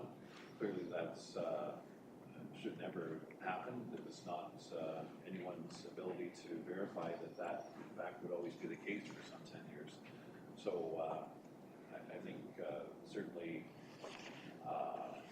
it should be stated by this council. We certainly heard what the members of the public had to say, and some that have discussed this are really concerned, frankly upset that something like that would happen, especially to, as I understand, new residents in our community. I think it's clearly unfortunate, and perhaps the builder or developer would see fit to ensure that that one gets recompensated if in fact this development, if and when this development is built. Okay, thank you. All right. Anyone else have any specific direction to staff about what needs to come back in a future report to resolve any anxieties that remain? Councillor Rothwell. Just through you, Mayor, so just one specific thing I raised that I would personally like to see, and perhaps if council agrees, is to have county staff make a presentation to this council regarding the updated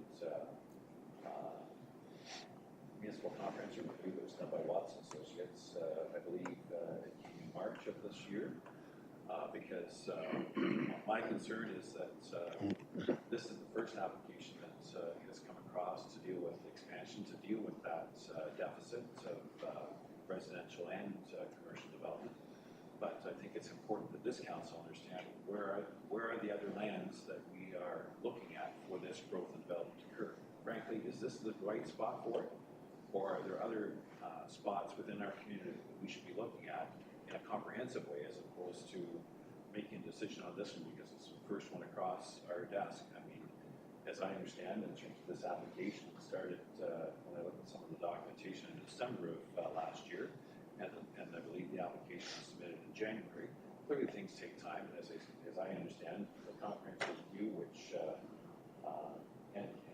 and Barry Lyon made the comments on, was not completed until March of this year. So clearly, although the application was submitted, additional comments were coming in. So it's crucial that we deal with this in a timely fashion. But I think that this council needs to hear directly from the county in terms of where it is the growth and development is, where they are considering development to occur, what their recommendations are, so that we are going into this with a open understanding about what we have facing in our community, and if we are in fact looking at some 50+% of that.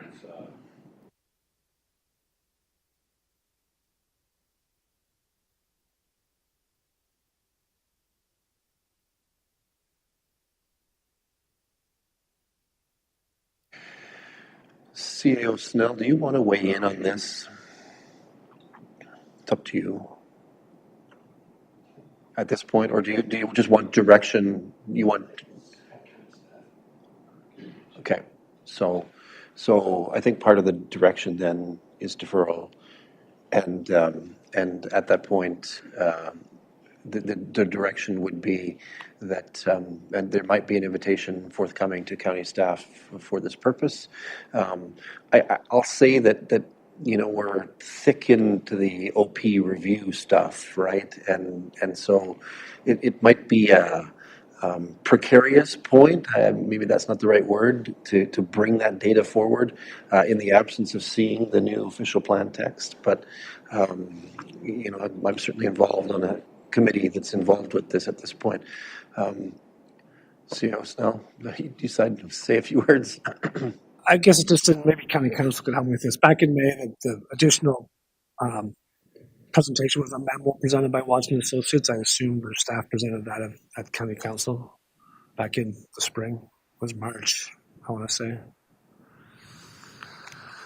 And I guess, anyway, from what I understand, too, our number from the original 98 hectares based on the update has just grown substantially. So we're looking at a far bigger number than the 98 hectares. That's basically what I understood from the spring update. But we can have county staff at some point present that to the council. I think it's prudent that we ask that question of the county and see what the reaction is. It may be that the preference will be not to release that until the text of the official plan is released. It's hard for me to know. I think, there's such a concern about the delay in delivery of the official plan at this point that to throw tasks at the county planning department is a difficult one that could slow the plan evolution. Just my own personal thoughts. Councillor Blazek, I think we had you next. Hold on. There we go. Thanks for your time. I believe Councillor Rothwell had brought up something else about concerns about traffic flow in and out of that subdivision and emergency services. I'm not sure that was adequately satisfied either, so let's make sure we add that. Just to that point, is most of those concerns will be addressed at this plan of subdivision. Certainly the applicant showed a concept which we appreciate, but that concept will still have further comments both by our outside consultants and staff. Just maybe a sort of build-on question to Councillor Blazek's question, though. Getting accesses off 86, who's involved in that decision-making and how complex typically might that be? Just sheer learning. So it's that part of the county roads in the jurisdiction of Perth County, so they will be the approval authority for access onto Perth County Road 86. But we've already begun some preliminary discussions about pedestrian and trail use and cyclists, because certainly that's something that's not necessarily familiar with county road staff. It's generally something they don't deal with day to day. So we've already had some internal discussions with county staff on how sort of our internal needs as far as pedestrian and cycling and traffic needs to be accommodated with that county road access. Thanks. Okay. Councillor Johnston. So I don't even know if this question will be answerable, but Councillor Bice brought up about the 98 hectares and the 22 moving into it, but also about that some of it will be from intensification. And is there any way to know how much of that 98 hectares or however many houses it translates to could be garnered from what's already developed and second suites? And I don't even know if that question's answerable, but maybe that 98 hectares is actually 50 hectares if we get X amount of second suites in Listowel, but how do you predict how many? That's why I'm saying I'm not even sure it's answerable. I actually asked a similar question in official plan steering committee stuff, and my general understanding, and I'm not answering your question, I'm just sort of suggesting what I understood, is that the modeling that yielded the demand of that number and then a subsequent number largely used models that forecasted fairly similar mix of housing types and housing options, right? So they sort of projected forward. But more recently, because of the emphasis and interest in affordable and attainable housing, there's some additional work through the economic study that sort of demonstrates almost like a target. It's not quite a target, but it's like demonstrates a possible future where the mixed numbers change. And right now, if you look at the mix, I mean, I off the top of my head, I don't know. Maybe CEO Snell is looking it up. I'm convinced as we talk, but you know, the mix in North Perth, in Listowel in particular at this point in time, really highly slanted towards single-family dwellings, like really highly. And when you look at sort of a mix that meets the economic demand that they're forecasting in the recent county housing inventory needs assessment, you see that there is a need for a change in that mix in a fairly dramatic way if we're going to get anywhere on the housing agenda, right? So I'm kind of talking around, you know, brainstorming in my own head, trying to explain my general sense of the landscape. But my general sense of the landscape is that the modeling that yielded 98 hectares and then a subsequent number largely used the same mix as today, generally speaking. And then the newest housing action needs assessment stuff suggested a pretty dramatic shift in what is needed. We saw it at the last meeting, right? So, or the recent meeting. So there's a little bit of gray in there right now, possibly, but certainly it's fair to say that the number that has been forecasted in terms of hectares needed to support residential in North Perth over the next 25-year window is substantial. And density may not solve all that problem. Yeah. CEO Snell, did you want to add any sort of intelligence or correct my perhaps misconceptions there? Well, I can just report, because it wasn't the housing needs assessment done by Watson for the Housing Accelerator Fund.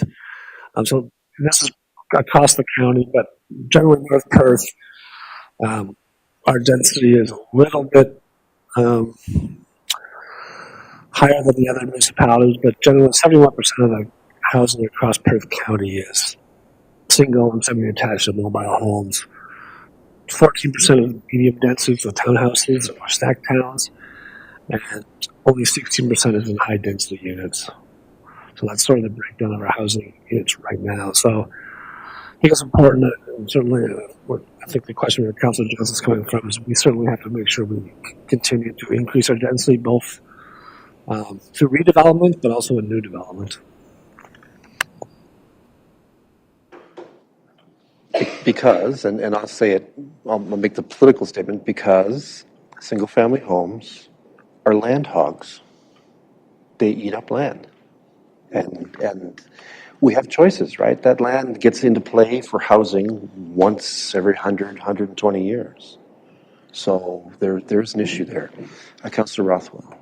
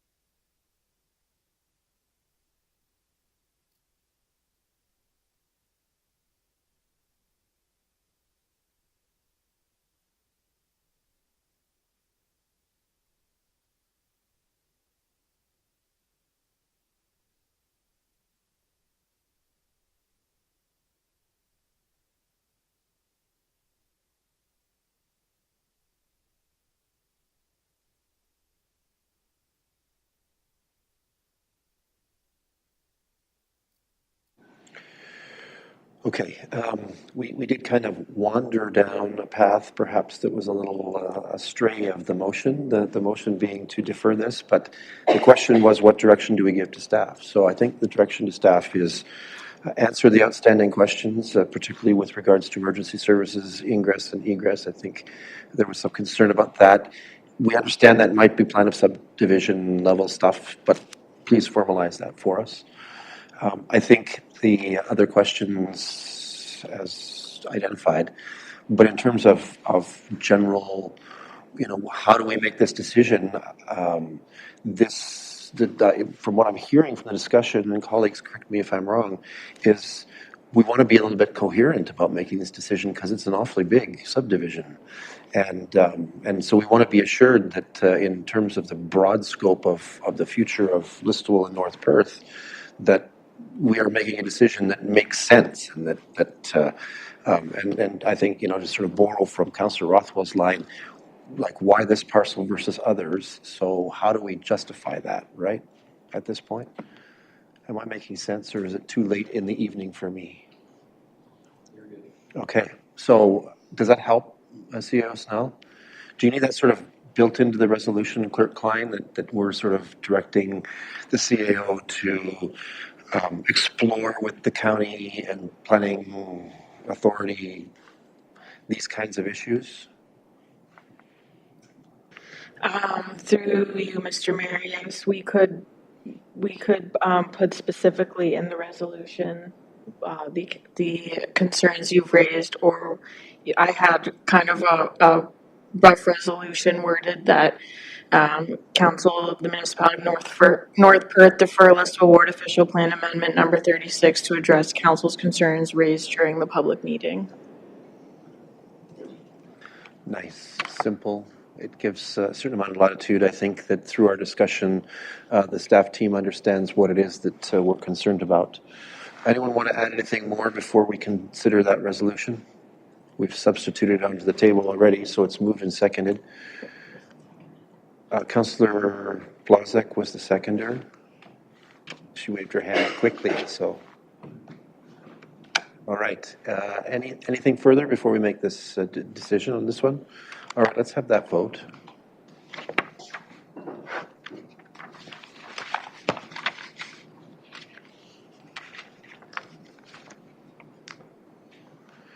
And that is carried unanimously. All right, so in that motion, then, we have swept the other items off the table. Is that fair, Clerk Klein? All right. Let me just catch up with the paperwork. Okay, it's proposed then that we move to item 5, reports from departments and key staff. And at this time, we do not have a report under item 5.1 from the CAO's office. That allows us to move to item 5.2. We have one item coming from the Strategic Initiatives Department. For this, Manager of Strategic Initiatives, Jessica McLean, brings forward an update on the, sorry, Councillor Rothwell. Sorry. What did I miss? Mr. Mayor, is there another, within the report? Your mic is off. Your mic is off. Sorry. Within the reports for the official plan, I believe that motion was dealing with OPA 36 for Wilson Ward. Were we also dealing with the Perth County OPA?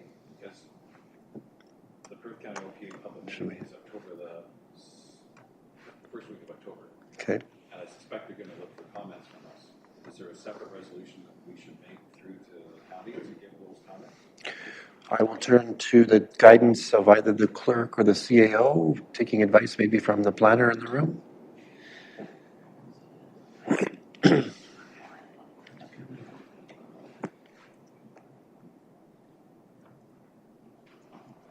Okay, CAO Snell.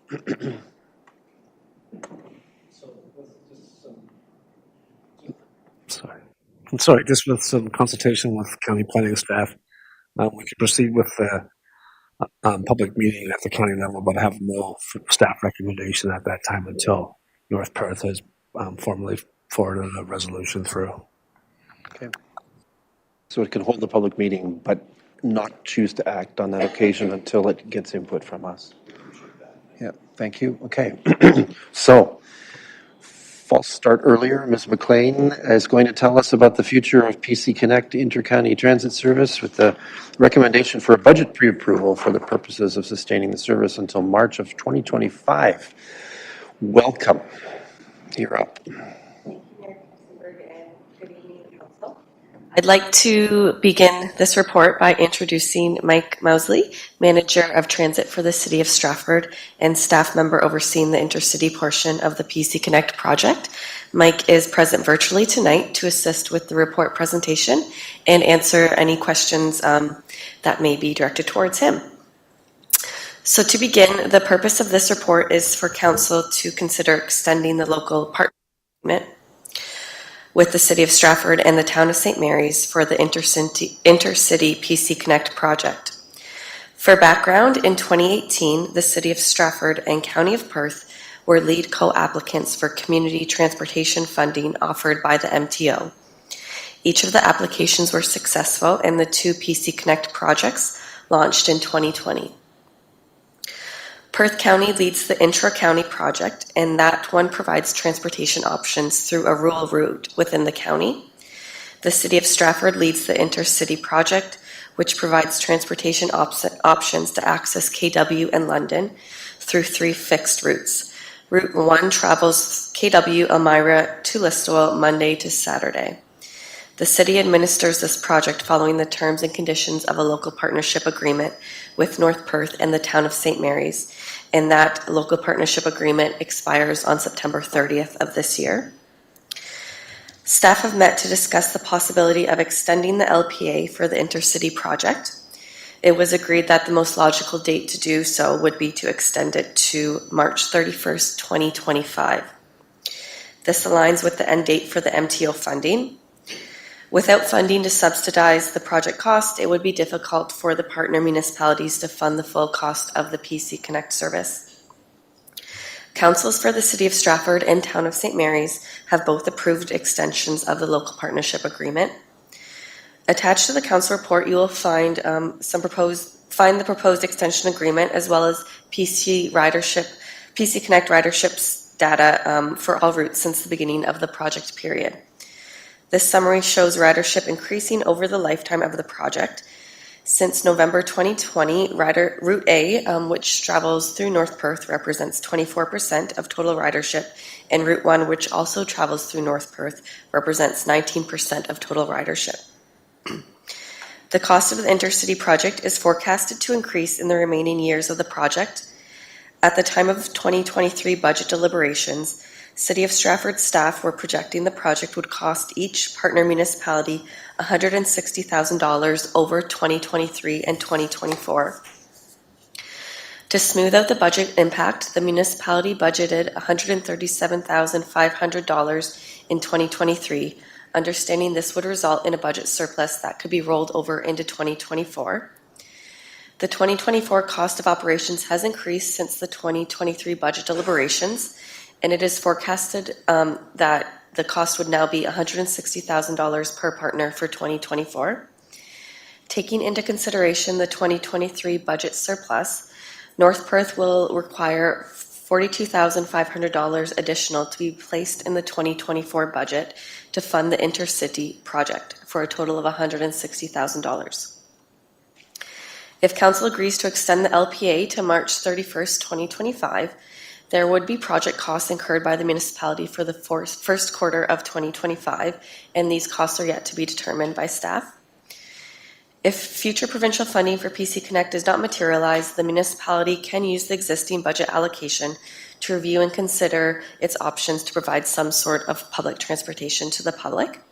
And I'd now like to invite Mike to provide some additional details on the funding model and operating costs, as well as some insight on a recent announcement by the MTO. Okay. Mike, the floor is yours. Thank you very much, Your Worship. Can everyone hear me okay? Okay, we don't appear to have your audio. This seems to be a problem that has plagued our meeting tonight. Interpretive dance, okay, perhaps? Can you hear me now? I've clicked my mic a few times. No, we can't hear him. Okay, we're asking our IT AV expert here to see whether there's something we can do.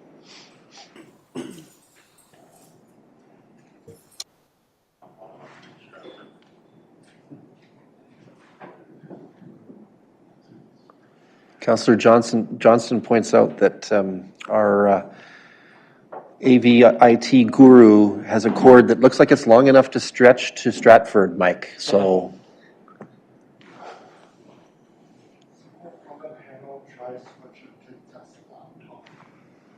source to, I don't have a laptop. No, come forward.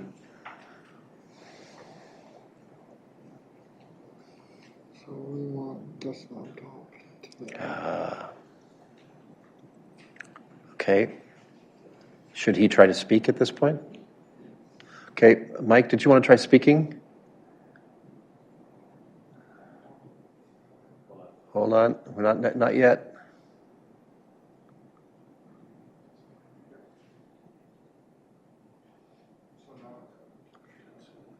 Try again. Okay, we got something. Carry on.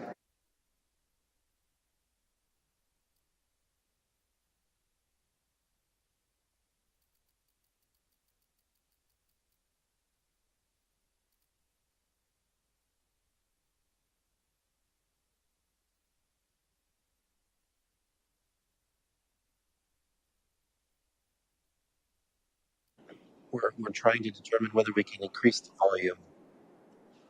Whoa.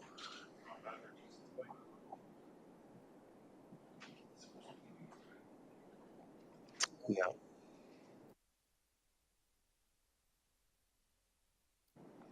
You want to try a mic? Okay, we're going to try a mic in our chamber here to see if we can put it into our system. So hang on.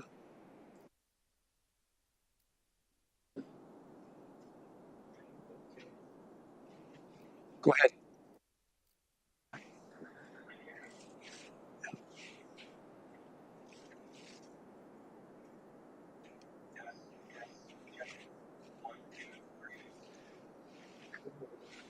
We can hear you. It's not loud yet.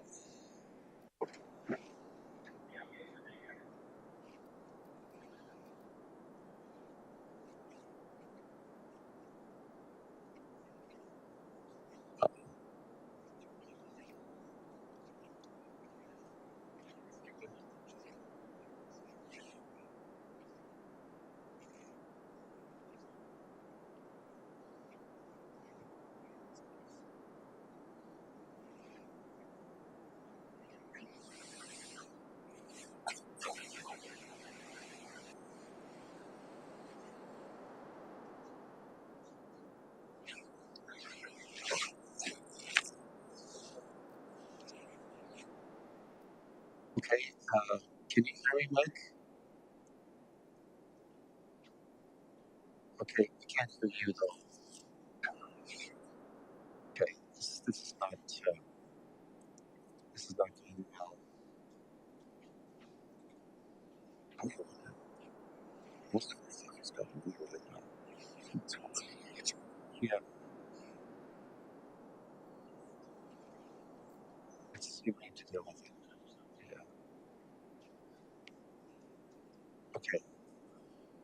Do you want to call and do the same thing we did before?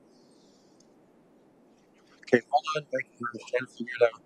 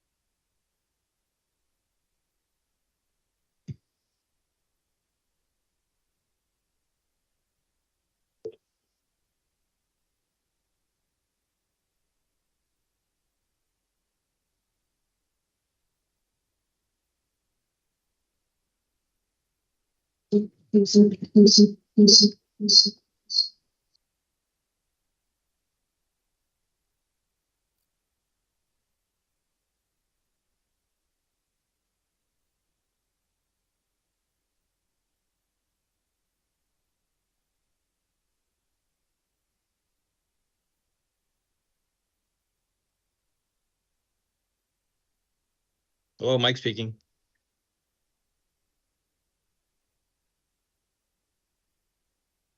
Okay, let me make sure my volume's up on my phone. And you're on speaker. I should probably take this mic off here.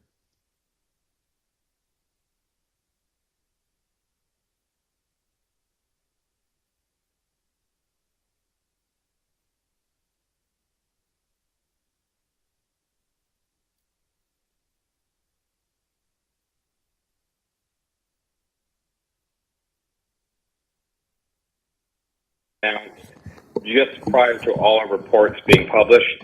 So I've already presented to my council in Stratford. I presented to St. Mary's Council last week, and now I'm here in front of you. And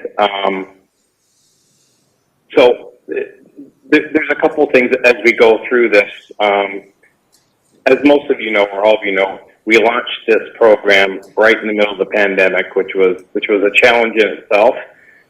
And everyone's always asked me kind of, how are we doing? How are we measuring success? And to me, measuring success has always been increasing in ridership.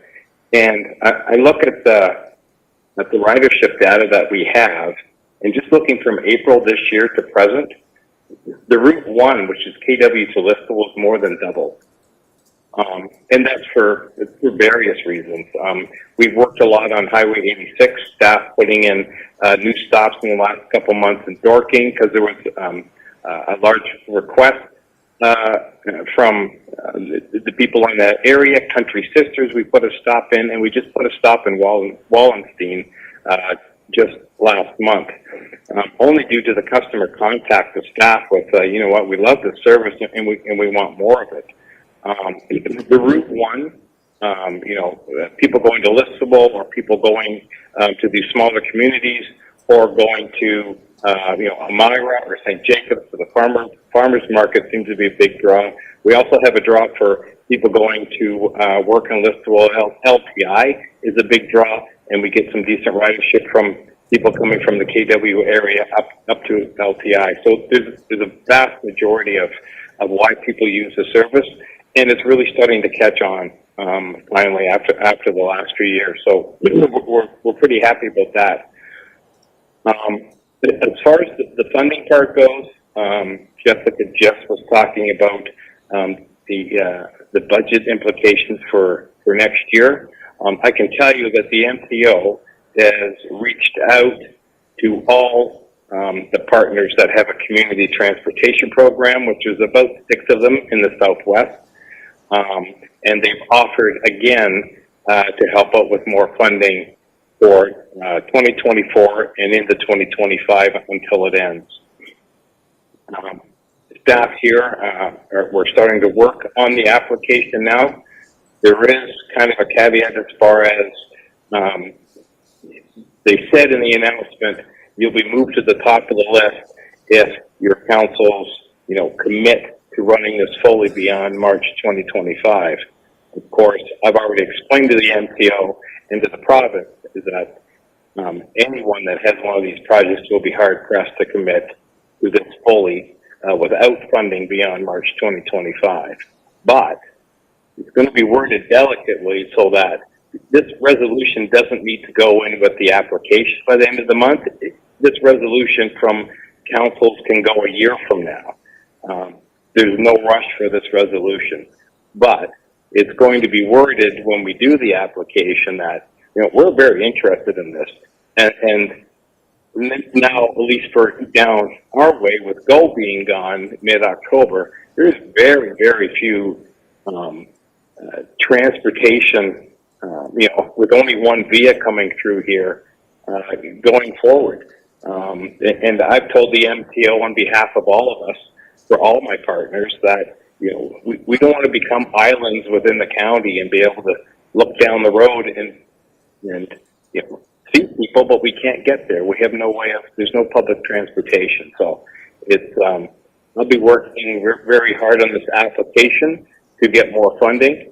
So the 160 that we talk about could be a very different number. It could be a lot less. I don't know what that number is going to be, but there's potential to lessen the impact on all our budgets for next year and into 2025 through this application, which I will keep everyone posted as we go along. So that's a bright picture. The ridership is really starting to look really good across all the routes. So it's really starting to really take hold. Word of mouth has always been good. I know we focus a lot on marketing, advertising on radio.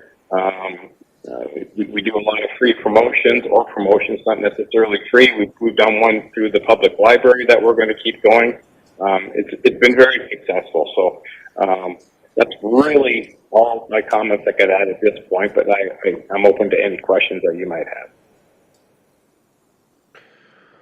All right, thank you to both of our presenters. We're going to have an echo. Yeah, I can get it here probably. Hopefully, Mike, you can still hear me. Nod your head if you can hear me. Maybe not. Okay. We're hoping, Mike, that you can hear me. All right. We have an echo in the chamber. Yeah, we have an echo in the chamber, which is a little tricky. Okay, colleagues, questions or first comments on this? Councillor Johnston? Just a comment. If we look at the way the ridership has grown, this is a no-brainer for me to support. Anyone else with comments? All right, I have a resolution as follows. In fact, I have a couple here to go through. I don't know if we can turn that off or not, but okay. So the resolution is as follows: that the Council of the Municipality of North Perth considers bylaw number 105-2023 being a bylaw to authorize the mayor and the clerk to sign an agreement to amend the terms and conditions of the PC Connect local partnership agreement with the City of Stratford and the Municipality of North Perth, and that pre-budget approval be authorized for the PC Connect project in 2024 for an estimated cost of $160,000. Can I call for a mover? Councillor Johnston and Councillor Norda will be our seconder. Thank you. Any discussion or debate on this one? Seeing none, let's have that vote.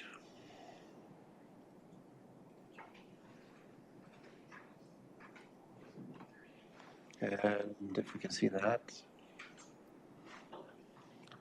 And that is carried.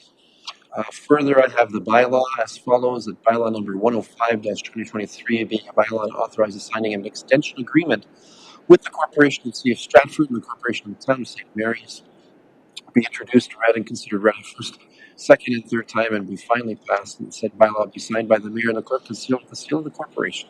second the call from Deputy Mayor Callum, thank you, and seconded by Councillor Rothwell. Any discussion or debate on this one? Seeing none, let's have that vote.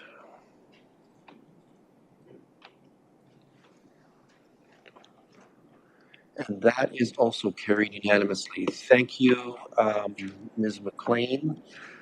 Maybe wave at your colleague from Stratford and tell him that we're done. All right, he can hear us. Thank you very much, Mike. We appreciate it. And thank you for the reports. Now, can we put the AV and IT back together? That's the big question.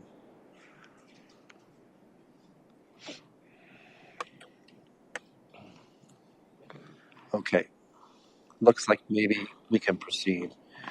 Let's look at item 5.3 on our agenda.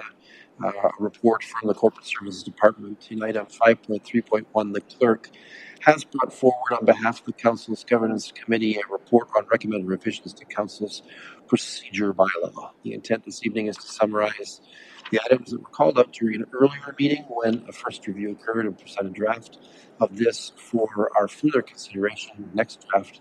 And so I'm going to call on North Perth Clerk Lindsay Klein to review this item. Ms. Klein, thank you. The podium is yours. Thank you, Mr. Mayor. Through you to members of council, I'm back before you this evening to provide some responses to the feedback that we received at the August 28th council meeting on our new draft procedure bylaw. So I'll briefly walk through each piece of feedback that was received, as well as staff comments and/or proposed revisions to the procedure bylaw in response to the feedback. I'd also mention that these responses were developed in consultation with the Governance Review Committee at their September 11th meeting. So the first feedback that we received, we did talk about this at the last council meeting, concerns with agenda load and meeting length if we do move down to 2 council meetings per month from our current 3 meetings. So as we mentioned at the last meeting, we are proposing some various efficiencies through the new procedure bylaw, and we're also working on some internal processes to help mitigate long meetings as a result of moving down to 2 meetings per month. So these processes include better agenda forecasting and planning, as well as looking at how we can delegate certain powers and authority to staff through a delegation of authority bylaw to reduce the number of items being brought to council for approval. And we are recommending that the new meeting schedule with 2 meetings per month come into effect as of January 1st, 2024. And so at the end of 2024, staff will undertake a review of meetings held throughout the year to determine whether it's appropriate to continue with 2 meetings per month in 2025 and beyond, or to go back to 3 meetings per month. The next feedback we received was regarding moving all bylaws to be passed in a single resolution towards the end of the council meeting, specifically with respect to transparency or clarity on council direction regarding planning applications during public meetings, just for the sake of the applicant and consultants and members of the public, so they don't have to wait till the end of the meeting to hear what council's decision is. So currently, during public meetings, if council does approve a planning application following a public meeting, 2 resolutions are passed, one to approve the application and then one to pass the corresponding bylaw amendment. So we're not proposing that changes. So immediately following the public meeting, council would still pass a resolution whether to approve, refuse, or defer the application. And then we would pass the bylaw at the end of the meeting during the one single motion for all bylaws. So following the public meeting, the public, consultants, staff would still have an idea of what council's direction is. It's just the formal bylaw wouldn't be passed until the end of the meeting. The next piece of feedback we received was regarding potentially giving the chair the discretion to adjourn a council meeting earlier than 1/2 hour after the meeting start time if we know that quorum will not be achieved. So how the bylaw is currently worded is that we'd have to wait until 1/2 hour after the meeting start time. So potentially 7:30 if we don't have quorum to adjourn the meeting. But there have been some instances during some recent special meetings where we've known like 7:05, 7:10, we're not going to have quorum. So we are proposing some additional wording in under section 6 of the procedure bylaw. So we're proposing that the following clause D is added, where it's known by the clerk and or chair that quorum will not be achieved prior to 1/2 hour after the time appointed for the commencement of the meeting. The chair shall have the discretion to adjourn the meeting at an earlier time. So that will just give the chair the opportunity to adjourn the meeting earlier than 7:30 if it's known for a fact that we won't have quorum. The next piece of feedback was just to provide greater clarity on the notice of motion process, specifically related to whether members have the ability to give notice verbally during a meeting or whether it must be in writing, must be given in writing ahead of time to be included on the agenda. So after consulting with the Governance Review Committee, we have determined that, or we are proposing that a clause be added in that would give a member of the council the ability to introduce a notice of motion verbally at a meeting if they haven't given it ahead of time in writing to be included on the agenda. In case, a member of council thinks of something during a meeting, they hadn't given notice in writing ahead of time, but they still want to give notice verbally at the meeting. So we're proposing that the following clause be added to section 19. A notice of motion that is not submitted in accordance with section 19B, and that section speaks to submitting the notice of motion in writing. A notice of motion may be introduced by the mover during the notice of motion section at a regular meeting of council and shall be submitted in writing to the clerk during the meeting. So a member of council would have the opportunity to introduce a notice of motion verbally, but we would require that the notice of motion be submitted to the clerk in writing during the meeting, just so we have the wording for the minutes.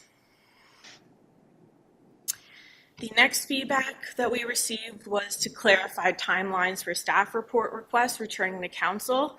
The bylaw is currently worded where if a member of council requests a staff report, the timing for it to come back to council is at the discretion of the senior management team. So at the last council meeting, there were some comments raised about, if council's requesting a report on an urgent and timely matter, council might potentially want to specify a report back date for that.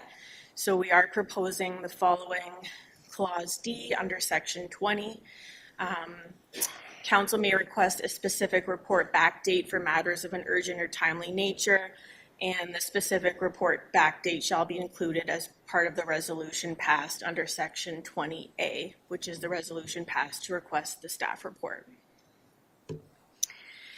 And the final feedback that we received was surrounding boards and committees, specifically how they can bring items or recommendations forward to council, whether separate reports from committees agenda section would be appropriate rather than through the current staff report process. And just to provide some background on this, so North Perth has a number of boards and committees whose relationship with council depends on their legislative authority and mandate.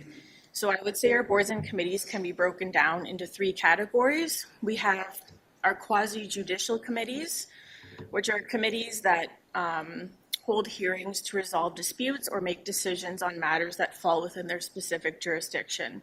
For example, we have our Property Standards Committee that considers appeals on property standards orders, and we have our Committee of Adjustment that make decisions on minor variance applications under the Planning Act.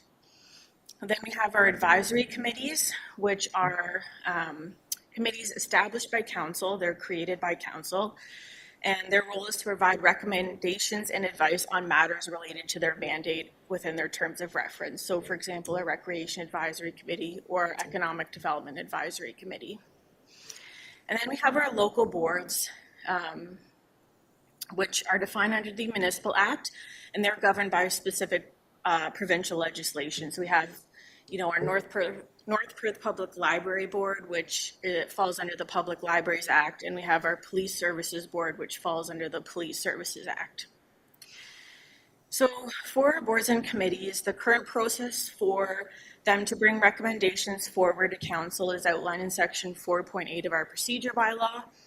And this section also outlines how committees are created and dissolved, what should fall within each terms of reference, and how council and non-council members are appointed to our various boards and committees. So the process, as it currently stands for committees to bring their recommendations forward to council, involves the appropriate staff person who's been designated within the terms of reference to provide support, advice, and expertise to each committee. The designated staff person acts as the liaison between the committee and council and is responsible for bringing forward recommendations from the committee to council in a timely manner. Typically, these recommendations are included in a staff report under the relevant department and are not altered in any way from what was passed by the committee. So we had a good discussion at the past governance review committee. And so in consultation with that committee, staff are recommending that this process doesn't change and that committee recommendations continue to be brought forward through staff reports. Staff have the knowledge, context, and background surrounding the committee's work and how it relates to departmental work plans as well as the committee's terms of reference. And there might also be instances where the staff recommendation might differ from what the committee recommendation is, and so that staff report would give staff the opportunity to explain the conflicting recommendations. And it should be noted that at least one member of council does sit on all of North Perth's advisory committees. So should council have further questions when a committee recommendation is brought forward through a staff report, the member of council who sits on that committee could, at that time, provide further comments regarding the committee and or its recommendations. And there's other ways for members of council to stay informed regarding activities from our various boards and committees, and that includes the circulation of board and committee meeting minutes on the council consent agenda, which clerk staff are going to commit to doing a better job of, and our approved minutes are also posted publicly to the website. So staff feel that the current process provides a good balance between bringing forward committee recommendations in a way that ensures they're consistent with their mandate and or their legislative authority, as outlined in their terms of reference, as well as giving staff the opportunity to provide context as to where that recommendation falls within specific work plans or business plans and whether it aligns with these plans. So those are all our responses to the feedback that was received at the last meeting. And so tonight we're looking for council's approval on the new procedure bylaw. Should council approve the new bylaw, it will take effect on October 1st, which will give us just a couple of weeks to adjust agendas and things as necessary, with the exception of the 2 meetings per month, which will take effect in 2024. So with that, I'd be happy to answer any questions. Thank you, Clerk Klein. Any questions or comments on this one? Councillor Blazek. Thank you, Mr. Mayor. I apologize since because I do sit on the governance review committee, and this never came into my mind until now. Do committees have the advisory committees, for example, have the authority to request the input of another advisory committee to give advice to them when they are trying to make a decision on how to advise council? Is there anything in the procedural bylaw that would allow for that? That's a good question. I think an advisory committee could request through staff to approach another advisory committee to seek guidance on something. Technically, advisory committees do report to council, but I think through staff we could, coordinate across the different committees if necessary.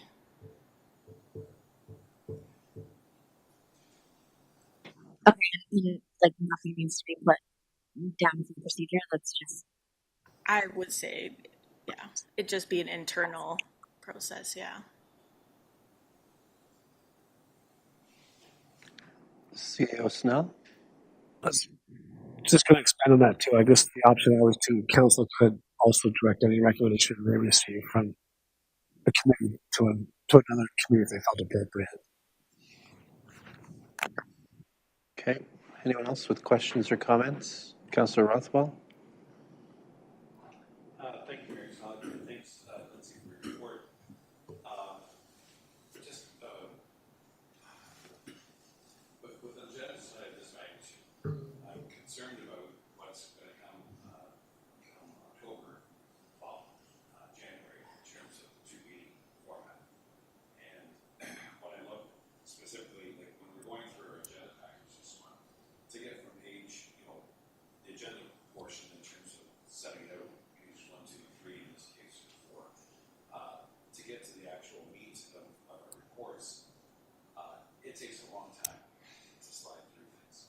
And in terms of the planning applications, I mean, this was a significant application. We had some 600 pages just on that application. And I'm not going to tell planning staff how to do their job, or our staff here to do their job, but clearly, like on the engineering side here, we had probably 20 pages of detailed calculations, which frankly are of little or no use to most councils. I would just encourage, like, if we're trying to, be aware of everyone's time, I know we keep Derek was looking at these things and so on. We have to look at what our attachments are in our reports. I know they're important. I just wish there could be a specific summary, and if you really wanted to look at the whole thing, see all those calculations and make sure everybody did their job right, that's fine. But it took a long time to go through this, and we're not in it for the money. But frankly, when you get the agenda package on a Thursday night, to expect anyone to go through all 849 pages ready for tonight to have a real conversation through it, it's asking a lot. So I just know that our agendas, even with our best efforts, because of our issues that we're dealing with, we're going to have some big long ones. So somehow, whether we do software so we can get from one report to the next without having to go through the whole thing, and this is procedure bylaw related in terms of the reports that we get. If we want everybody to be efficient, then we have to somehow reduce the amount that we're getting. It's this one was probably the biggest agenda that I've had in my 5 years as a councillor. And I don't know, Councillor Johnson, you've been around much longer, but I suspect this is probably one of the largest agendas we've had in a long time. Okay, CEO Snell, look, you're holding your microphone like you would like to weigh in, so go for it. And I would agree. And I think we certainly want to err on the side that staff is providing all the information to council. And certainly, I mean, if you read John's report, he did try to summarize all of the additional reports, and it's that fine line of we don't want to be seen to be hiding anything from council public. It's all attached. But certainly, you can be sure that staff have gone through all those reports individually as they pertain to the department. So something we can maybe add to the reports to just to make sure councils are comfortable with that, because it's a lot. Not in the same way, there's no sense of me reading the appendices of a traffic impact study. I read usually the first 4 or 5 executive summary portion, and the rest of it becomes magic for me. But we can maybe work on how we address that. Councillor Johnston? Just to carry on that, Lindsay, we did talk about this, and maybe I'm wrong, but there is the discretion of the chair to add a meeting in a certain month. And if we know that we're going to have 2 subdivisions, we could have one night dedicated to that. We could add a 3rd meeting in March at the discretion of the chair with consultation of senior staff and say, hey, we are getting behind, we're pushing things out too far. We need to throw an extra meeting in this month to catch up or to do these wonderful planning things. I think the only caution there is that when we do add extra meetings, and we've done that a little bit recently, we don't tend to hit quorum. There are some challenges with getting people to come out. So it would still mean in some ways that we would want councillors to hold the first 3 Mondays, right? Even if we're going to meet the first and third Mondays, the second Monday you'd want to hold for the extra meetings potentially, not clutter up your calendar with it, right? So it's just something that we have to think about, I would suggest. If I might, I want to weigh in on Councillor Rothwell's point. You'll recall early in my first term, I was concerned about the timeline of council agenda packages and reaching council's desk and our computers, right? And at the time, we were getting things on the Friday at 4:30, and our meeting was the Monday, which gave us virtually no time to consult with staff if we had questions. It sucked up weekend time for reading the packages. And on Monday, if we wanted to consult somebody, or if we wanted to talk to constituents even, we were fighting against the clock. I will say, and with due respect, I guess I'm still grinding this axe, that the county has done a little bit better in terms of the timeline of its packages. Now, maybe that's because it's every 2 weeks, the first and third Thursdays of the month. But we get council packages for the county on Thursday at 4:30, the week before the meeting.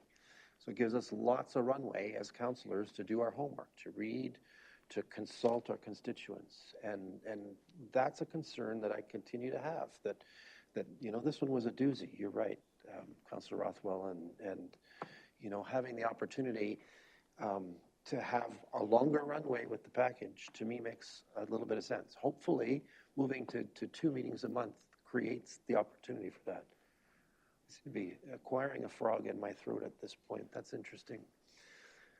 So just an observation. Anyone else want to weigh in on this subject matter?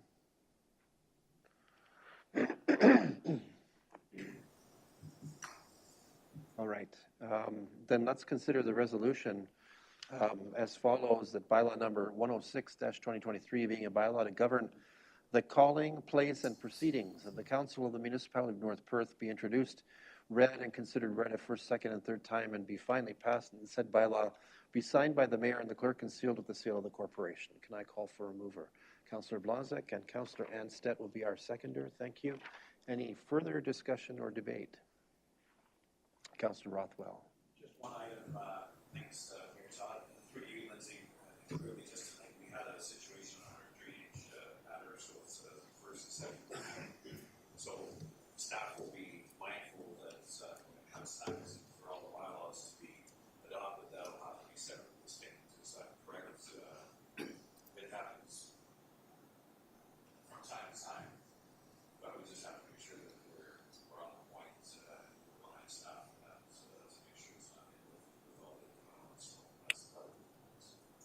Makes sense. I actually do have one more question. And it's probably not going to happen, but I just want to make sure that we've thought about it, just like your question.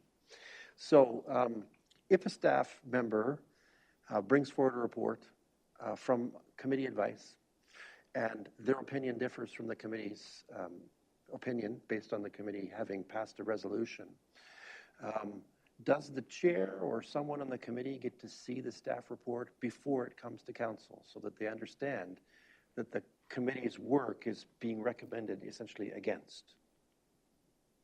Am I making sense? I needed to give it another shot. Councillor Blazek?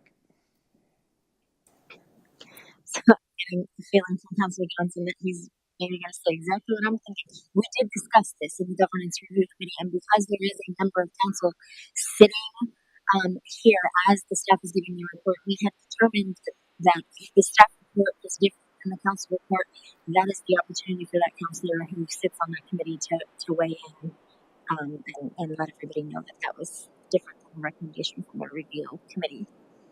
Okay, just wanted to make sure that there's a path of clarity, because certainly we're going to tick off committees if that kind of stuff happens, right? And we don't really want to do that. So I guess there's some, and I have confidence the staff will take care of this. They'll take care of it in an appropriate manner. If they decide to make a professional recommendation that's different than the committee's, I'm sure that will be done well. But I just want to make sure that the scenario is understood, that it could happen, right? Okay. I think we could have that vote unless anyone else has any other concerns. All right, let's have that vote.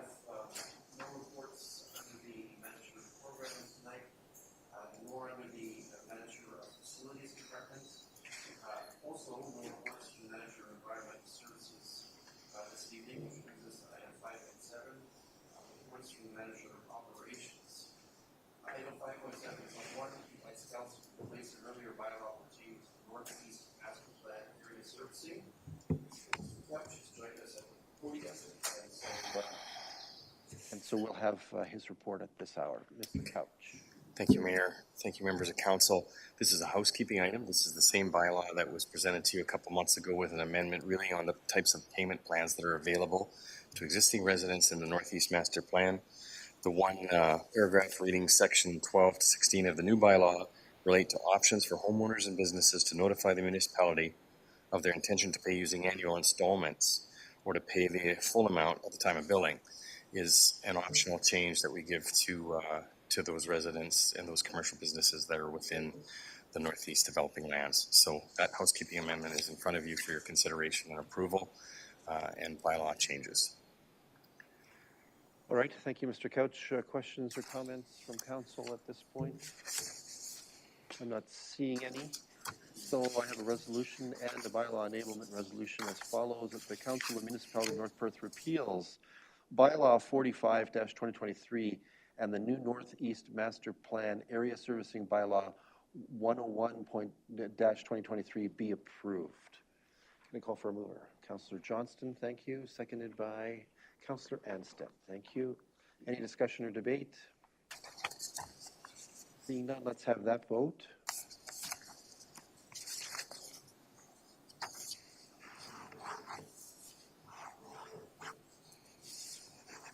And that is carried.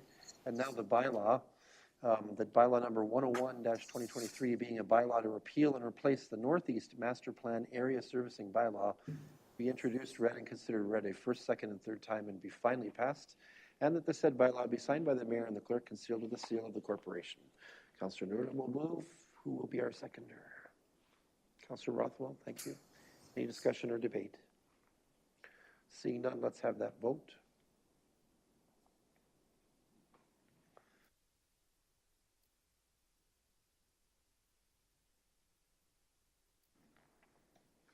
And that is carried. Thank you. Mr. Couch remains at the podium to address item 5.7.2, which is an award of tender after a competitive public process for the remediation of the Broughton Municipal Drain. Go for it, Mr. Couch.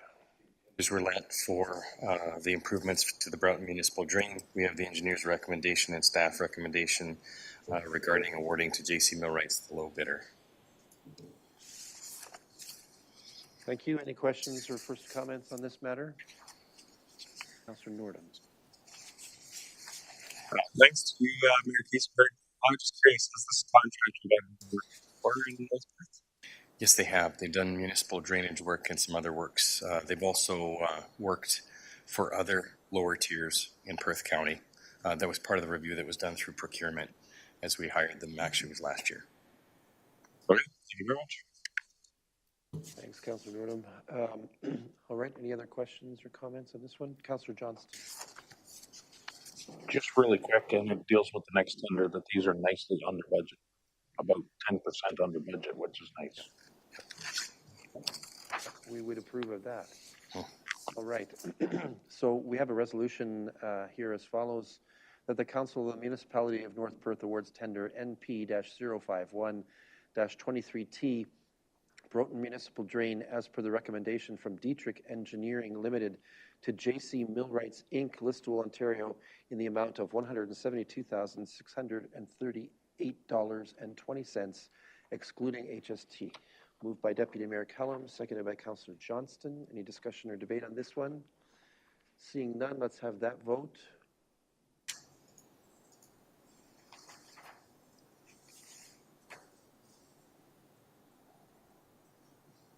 And that is carried. And then item 5.7.3 invites council to award a tender after a competitive public procurement process for the remediation of the Bender Quants Municipal Drain. Mr. Couch, tell us about this one. Yes, thank you. Again, award to the low bidder under budget as noted. We have the engineer's recommendation from GM Blue Plan to award again to J.C. Millwrights for improvements to the Bender Quants Municipal Drain. Okay, questions or comments on this one? Right, let's consider the resolution then, that the Council of the Municipality of North Perth awards tender NP-05T-23T Bender Quants Municipal Drain as per the recommendation from GM Blue Plan Engineering Limited to JC Millwrights Inc., Listowel, Ontario, in the amount of $168,432, excluding HST. Can I call for a mover? Councillor Blazek and will be our seconder. Really need to clear my throat. Hold on.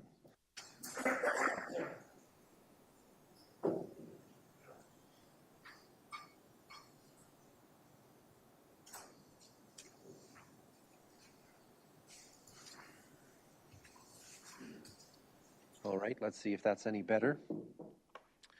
It's been duly moved and seconded. Any discussion or debate?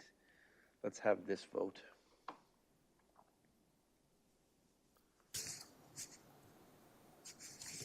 And that is carried as well. Thank you, Mr. Couch and your team, all those folks working in procurement behind the scenes to make things happen for us here. We appreciate Sam's effort in particular. Let's turn now to item 5.8, reports from the Development and Protective Services Department. For item 5.8.1, Council has received the draft for a new version of what has been called the Site Plan Control Bylaw for consideration. This draft and accompanying report from the Chief Building Official, Sally McMullen, addresses changes in the provincial legislative and regulation framework that have come about in the last few quarters.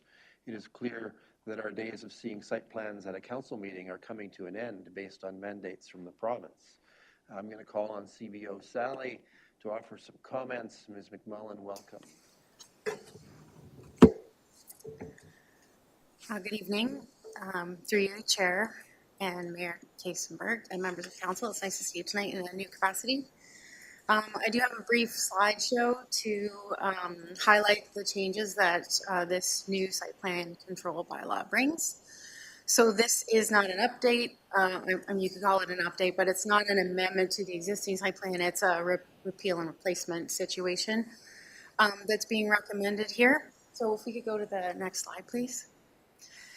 The changes to the bylaw, as you would have reviewed in the report, really, it starts with a refresh just around readability and some reorganization of the site plan bylaw, and includes exemptions. So you've heard me talk about these in past presentations about Bill 23 and about Bill 109, but in highlight, the residential changes are exempting those sites where there are 10 or more units, 10 or less units.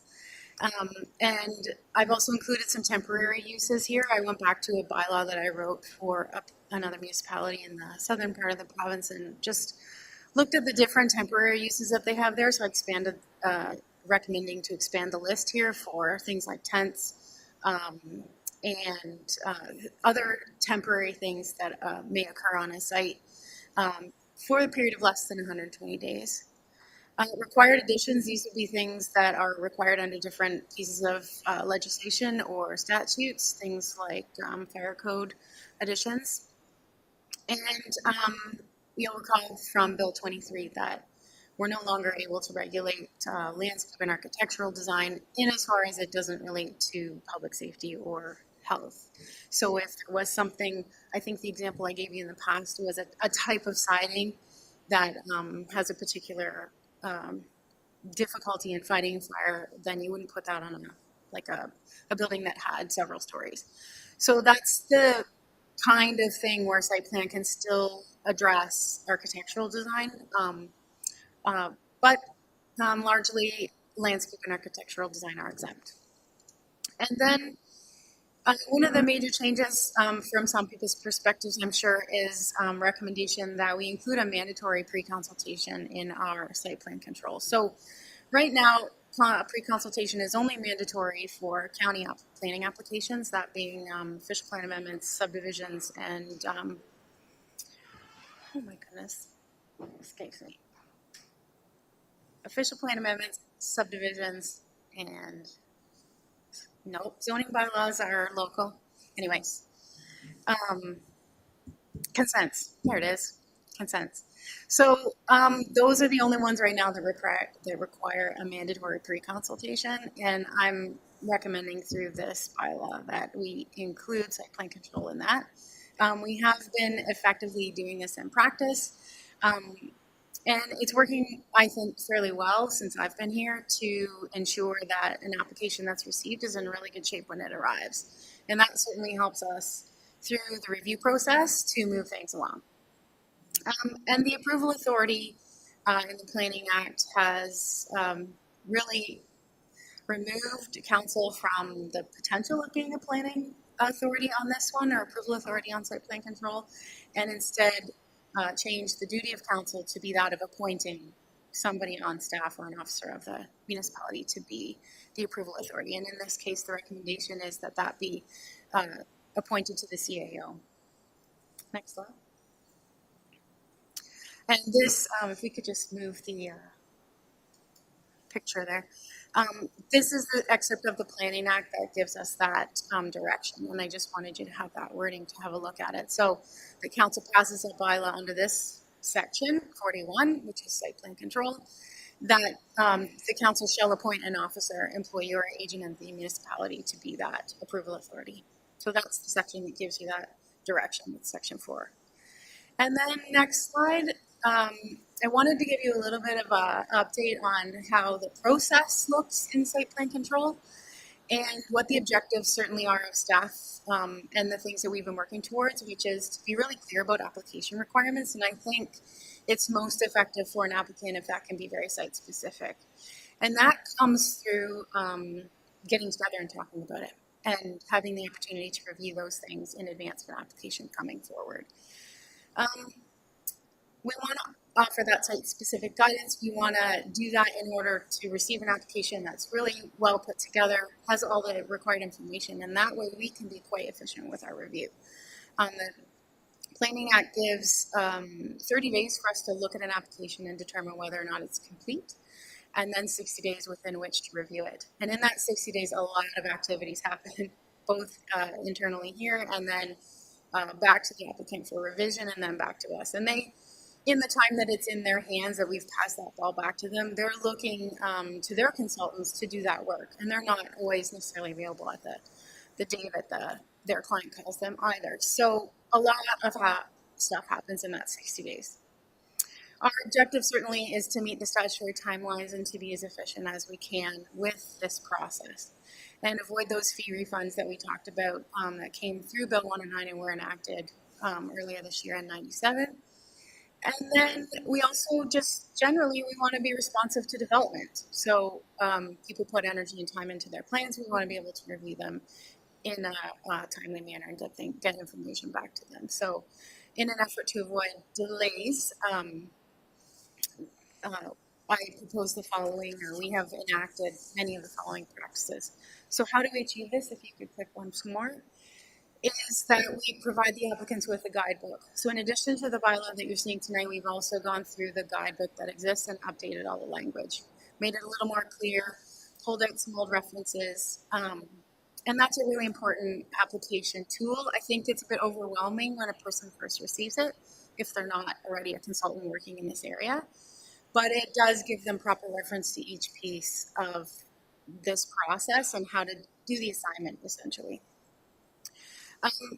The thing about pre-consultation that is so valuable is that engagement that they have with staff. So this is actually a meeting where the applicant and their agent perhaps come, we have a conversation.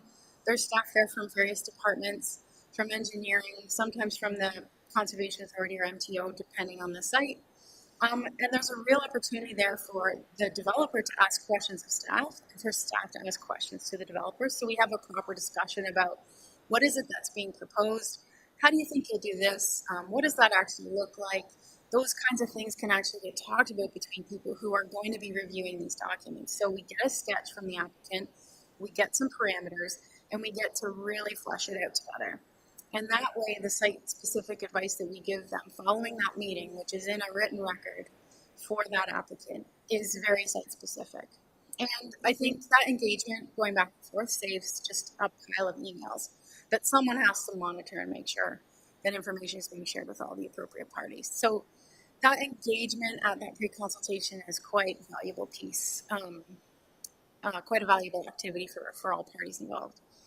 So we want to be able to conduct the application reviews and the resubmissions that we received after that first round of reviews on a really specific turnaround. And we're doing that largely within a couple of weeks. And I think that's quite impressive given the complexity of some of these site plans. So kudos to the staff at the various different departments doing that. And it's really possible because of the quality of submissions after pre-consultation. And then the other thing that we're doing in practice is to provide a draft of the agreement, which is the approval mechanism, really. We're providing them a draft of the agreement to review ahead of time so that they can be reviewing that at the same time we're reviewing those final tweaks and changes, edits to their site plan. So then if they have questions about that or they're concerned about something or we've got, we list all the appropriate plans that are part of this site plan, then they can tell us, well, you've got, make sure we all have all the right versions and everyone has a look at this agreement ahead of time. So we're trying to coordinate that so that's happening simultaneously with that final round of review. And that saves sometimes a week. So yeah, that's how we're trying to achieve these objectives, to have a program that's really responsive to development and that is compliant with the Planning Act and really efficient as we can make it. So I'm happy to answer any questions that you have about the draft bylaw, and I just reiterate that recommendation is to approve this bylaw. All right, thanks, Ms. McMullen. Colleagues, questions or first comments on this matter? Councillor Rothwell. Thanks, Mayor Todd. Thanks, Sally, for your report. How many site plan applications do we have in a year? That's a great question.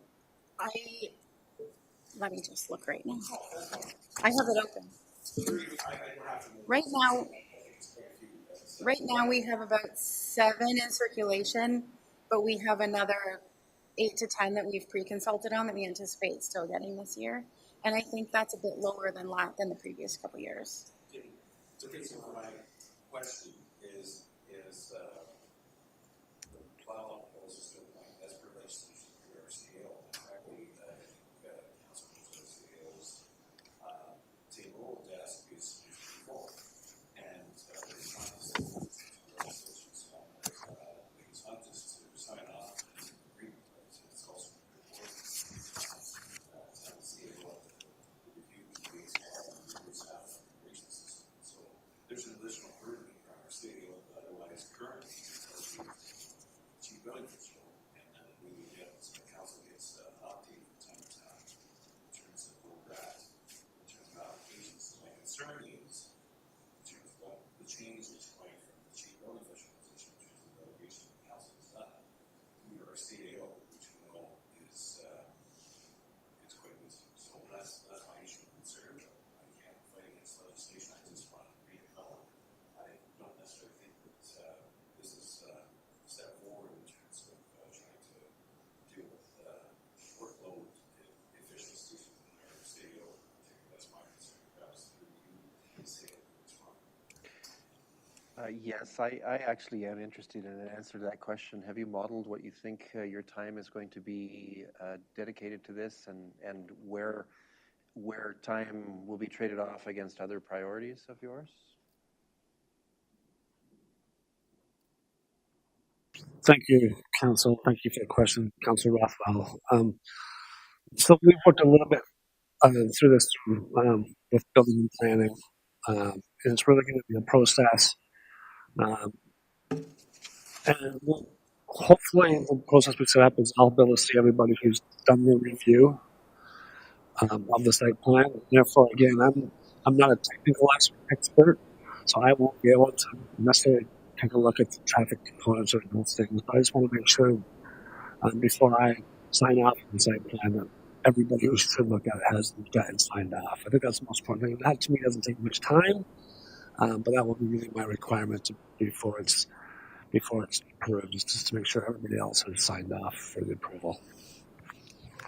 Okay, I would suggest that perhaps the CEO should monitor that time and determine whether it's becoming unbearable as we implement this, should we implement this, just to make sure that that the corporation is doing the right thing here. Okay, Councillor Rothwell, further?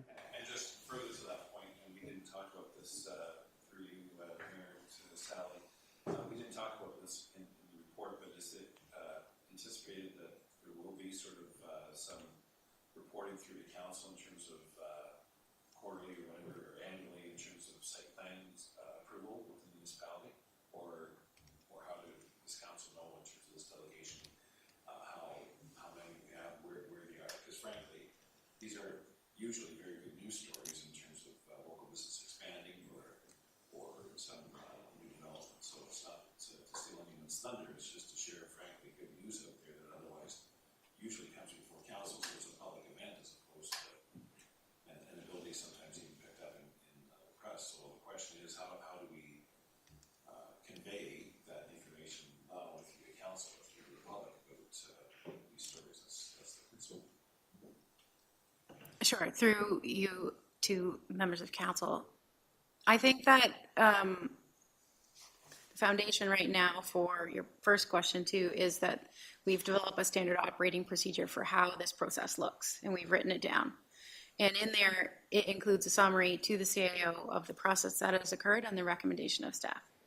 So Chris will receive a summary of the process thus far, in addition to be able to witness parts of it at the meetings. And the technical review committee meets on every other week. And then with your question with respect to council information, I do have an intention to start reporting on a regular basis, be that the frequency I haven't quite determined, and I look to your input for that. But on building department activities, and that would include certainly building permit activity, but it also seems appropriate that it would include site plan activity, and perhaps even bylaw activity. Those are the three circles of activity that I supervise right now, and that I could be bringing somewhat regular, like whether that's quarterly or how you would want to receive that information. I think quarterly is probably something that's manageable with the workload in those three areas to provide those kinds of updates, but it's also after the fact, potentially. So I don't know if that addresses really what you want or not.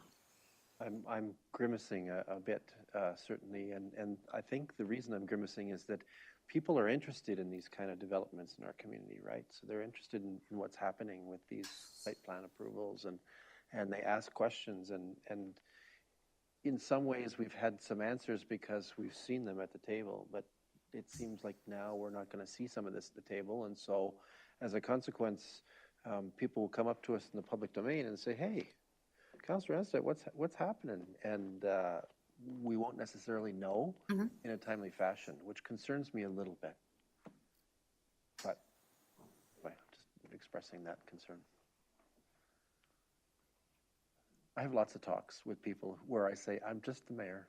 I mean, the purpose of streamlining, the purpose of these amendments that we're seeing through the province is to streamline it. And I think the priority that we're seeing through these directives is to respond to the development community. And so if part of that is as individual councilors being able to respond to what's happening right here to the public, then we need to figure it out. Okay, well, it's something I think worth thinking about is how do we deliver that information. Certainly in the past, building permit information and similar metrics were coming in the aggregate, right? But with site plan approvals, I think there's more interested in like item by item what was approved, that something was approved,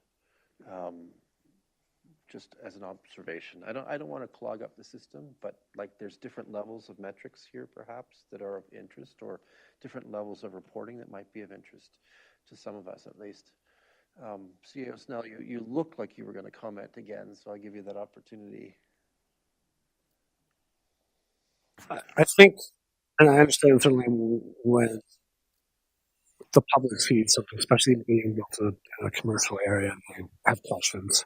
So we may have to think about how we provide that information through to both council and the public, because certainly they're interested in mostly our downtown core commercial stuff is mostly what attracts and drives those questions, but certainly sometimes big buildings do as well too. So we have to think about how we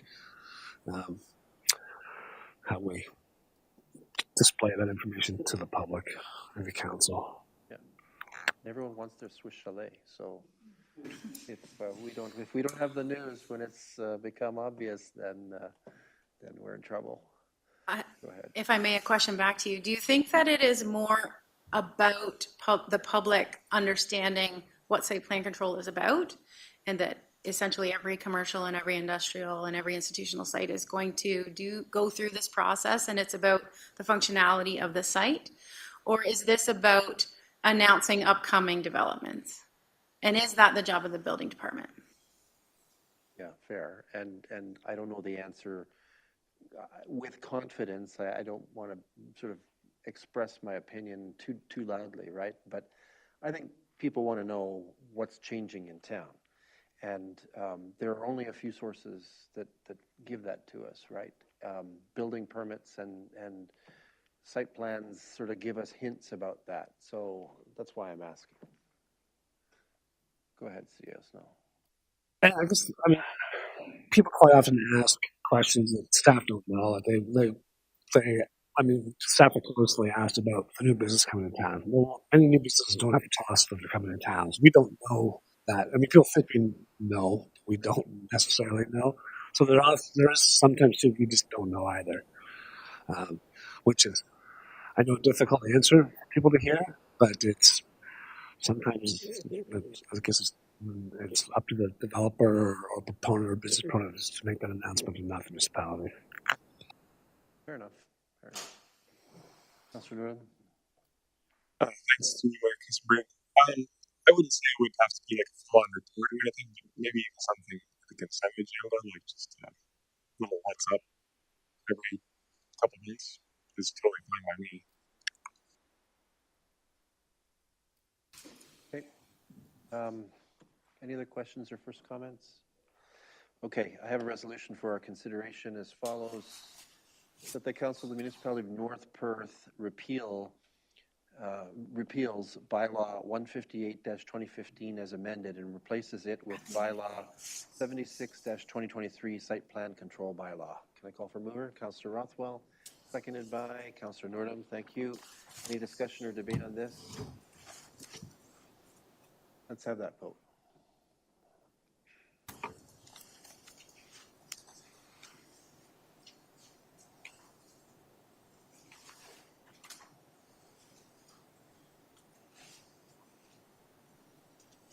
And that is carried. Thank you. Next is the bylaw as follows. That bylaw number 76-2023, being a bylaw to repeal and replace the site plan control bylaw, be introduced, read, and considered read a first, second, and third time, and be finally passed. And that the said bylaw be signed by the mayor and the clerk and sealed with the seal of the corporation. Can I call for mover on this one? Councillor Nordum, Councillor Anstett will be our seconder. Any discussion or debate here? Seeing none, let's have that vote.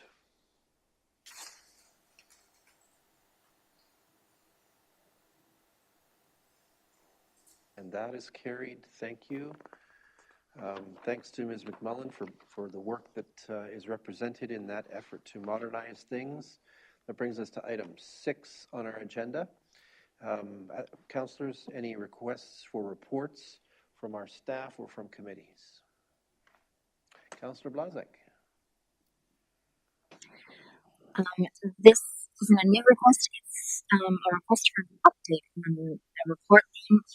Several months ago, you had brought up that you were part of a homelessness task force. I had asked if we could hear a report about that. I'm just wondering if there's an update on the timeline for that.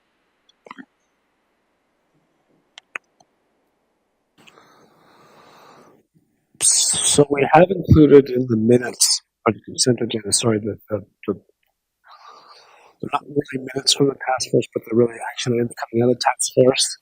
I know one set was sent through it, consent agenda, I'm almost sure, but I will follow up on that. We haven't met, we didn't meet through the summer, mostly because of staff being away. But we have this week, we had a meeting, so I will follow up and see what happened. But we're just trying to produce what actually ended up coming out of our meetings to send to the council. So they'll sort of look like minutes, but they're not official. Not official. Hopefully, we're trying to keep council in the loop by producing that document. All right. Anyone else with requests around reports? Okay. Let's move to item 7. We have one item of correspondence received for our review and action.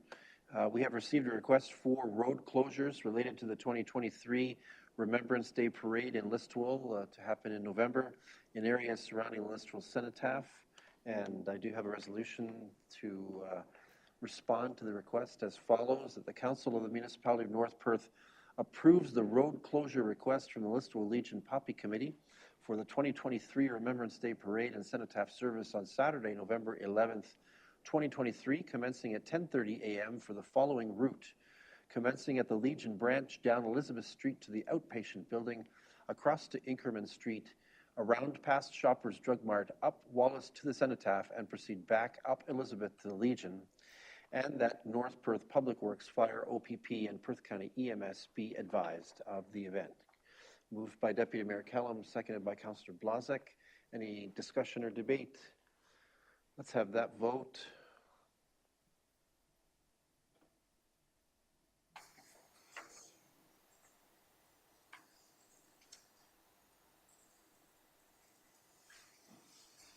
That's carried. Thank you.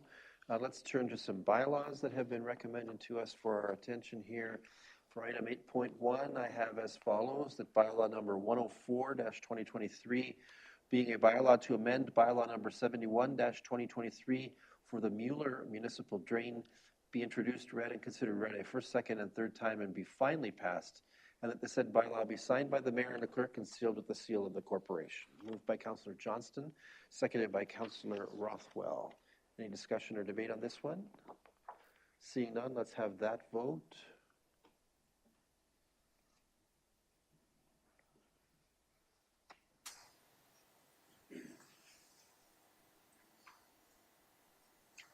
And that's carried. For item 8.2, we have a bylaw related to conditional second dwelling agreement as follows: that bylaw number 107-2023, being a bylaw to authorize the signing of a conditional second dwelling agreement with Kevin Dean Squibb, be introduced, read, and considered read a first, second, and third time, and be finally passed, and that the said bylaw be signed by the mayor and the clerk and sealed with the seal of the corporation. Can I call for a mover on this one? Councillor Anstead. Thank you. Councillor Nordum, you'll be our seconder here.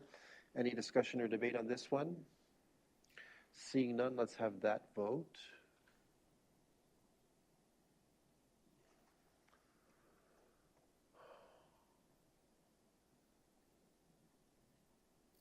And that is carried. Thank you. That brings us to agenda item number 9. We have a notice of motion that has been filed with the clerk. This is the notice tonight for this motion to be addressed at the meeting of council on September 25th. So it is part of the package. Councillors, take note that this will be discussed at the next meeting. That brings us to item 10 on our agenda. Are there any announcements that would be of benefit to our community or that reflect well on North Perth? Anyone have announcements? Okay, I'm not seeing any. Let's move to item 11 on our agenda. We do not have a closed meeting session this evening for council, which means that for item 12, we have no matters to report about. That means that we can turn to the confirmatory bylaw. Of course, we use this tool to confirm all of our actions and business of our meeting. I have the resolution before us as follows: that bylaw number 111-2023, being a bylaw to confirm generally previous actions of the Council of the Municipality of North Perth, be introduced, read, and considered read a first, second, and third time, and be finally passed, and that the said bylaw be signed by the mayor and the clerk and sealed with the seal of the corporation. Deputy Mayor Kellum will serve as our mover. Councillor Johnston will be our seconder. Any discussion or debate? Seeing none, let's have that vote.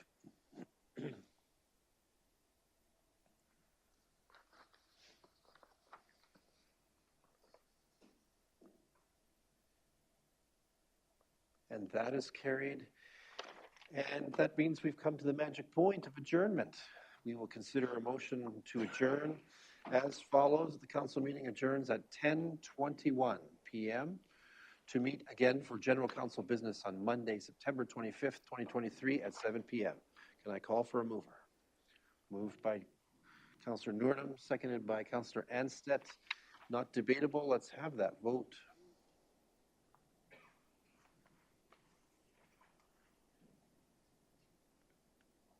And that is carried.